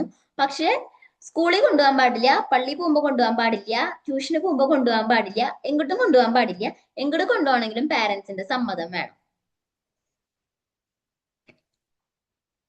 കാശ് കെട്ടണ കാര്യമൊന്നും നിങ്ങൾ ചിന്തിക്കേണ്ട. എങ്ങോട്ട് കൊണ്ടുപോകാൻ പറ്റില്ല, എങ്ങോട്ട് കൊണ്ടുപോകണമെങ്കിലും പാരന്റ്സിന്റെ സമ്മതം വേണം. പക്ഷെ നമ്മൾ സാധാരണ ഒരു കുട്ടി പോകുന്ന സ്ഥലത്തേക്ക് ഒന്നും കൊണ്ടുപോകാൻ പാടില്ല. അത് സ്കൂളിൽ പോകുമ്പോൾ പറ്റില്ല, ട്യൂഷന് പോകുമ്പോൾ പറ്റില്ല, പള്ളിയിൽ പോകുമ്പോൾ പറ്റില്ല. പിന്നെ എവിടേക്കാ നമ്മൾ പോകുന്നത്? സാധാരണ ഒരു കുട്ടി ഡെയിലി എങ്ങോട്ടേക്ക് പോവുക? സ്കൂളിലുള്ള ഒരു കുട്ടി. അതേപോലെ ഇന്ത്യക്കാരനാണ്, പട്ടാളക്കാരൻ ഇന്ത്യക്കാരനാണ്. അദ്ദേഹത്തിന് സാലറി കൊടുക്കുന്നത് ഇന്ത്യക്കാരാണ്. അദ്ദേഹത്തിന് താമസിക്കാനുള്ള സൗകര്യങ്ങൾ കൊടുക്കുന്നത് ഇന്ത്യക്കാരാണ്. അവരുടെ മറ്റ് ആവശ്യങ്ങളൊക്കെ നോക്കുന്നത് ഇന്ത്യക്കാരാണ്. പക്ഷെ ഇന്ത്യക്കാർക്ക് ഒരു ആവശ്യത്തിന് യുദ്ധത്തിന് പോകുമ്പോൾ ഇവരെ കൊണ്ടുപോകാനായിട്ട് പറ്റില്ല. അതിന് ആരുടെ അനുവാദം വേണം? ബ്രിട്ടീഷുകാരുടെ അനുവാദം വേണം. ഫോണിന്റെ ഒരു എക്സാമ്പിൾ ഒട്ടും നല്ല എക്സാമ്പിൾ അല്ല, എന്നിരുന്നാലും ഞാൻ ചുമ്മാ അങ്ങനെ പറഞ്ഞു എന്നുള്ളൂ. ഇപ്പൊ മനസ്സിലായോ?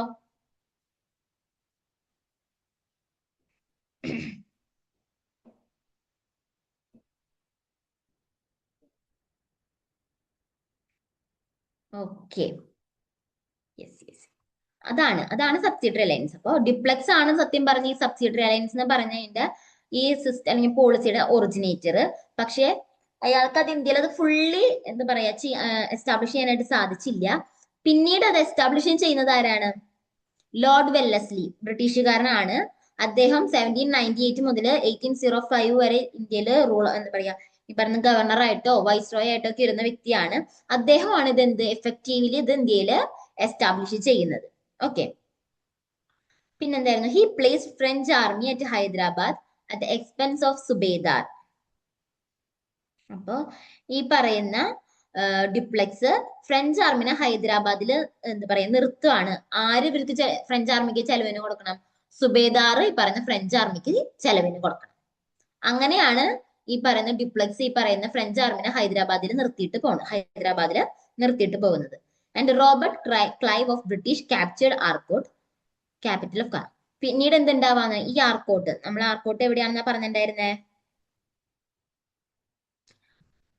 ഹൈദരാബാദിന്റെ കർണാട്ടിക് ഹൈദരാബാദ് റീജിയണിലാണ് നമ്മൾ ആർക്കോട്ട് പറഞ്ഞിട്ടുണ്ടായിരുന്നത്. ഇവിടെ കർണാട്ടിക് റീജിയണിൽ ഇവിടെ ഈ ഭാഗം ആര് പിടിച്ചെടുക്കുന്നു? ബ്രിട്ടൻ പിടിച്ചെടുക്കുന്നു. ഓക്കെ.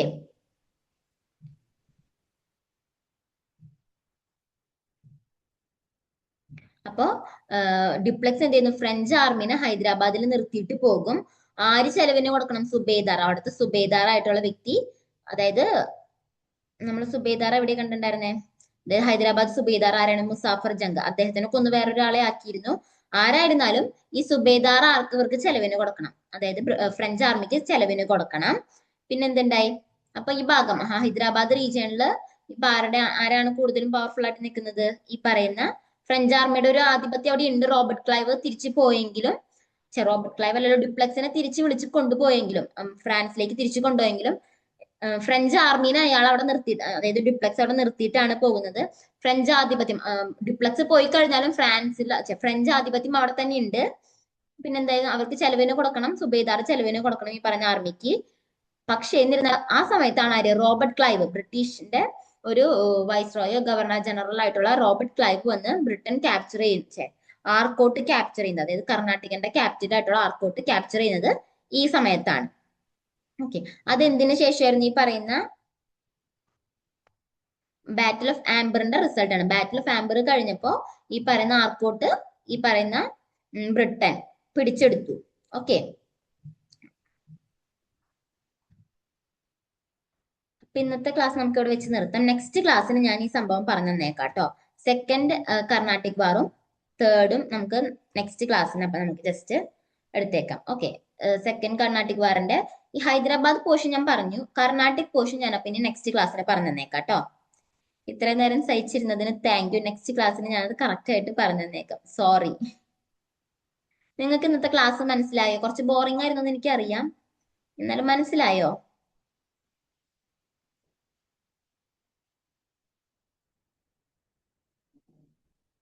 ബോറിംഗ് ആയിരുന്നില്ലേ? എന്തായി? കുറച്ചല്ല, നല്ല പോലെ. Yes.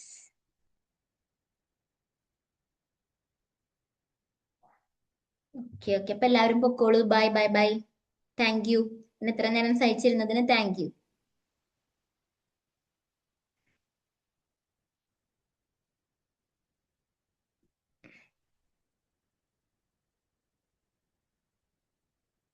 Okay, thank you thank U.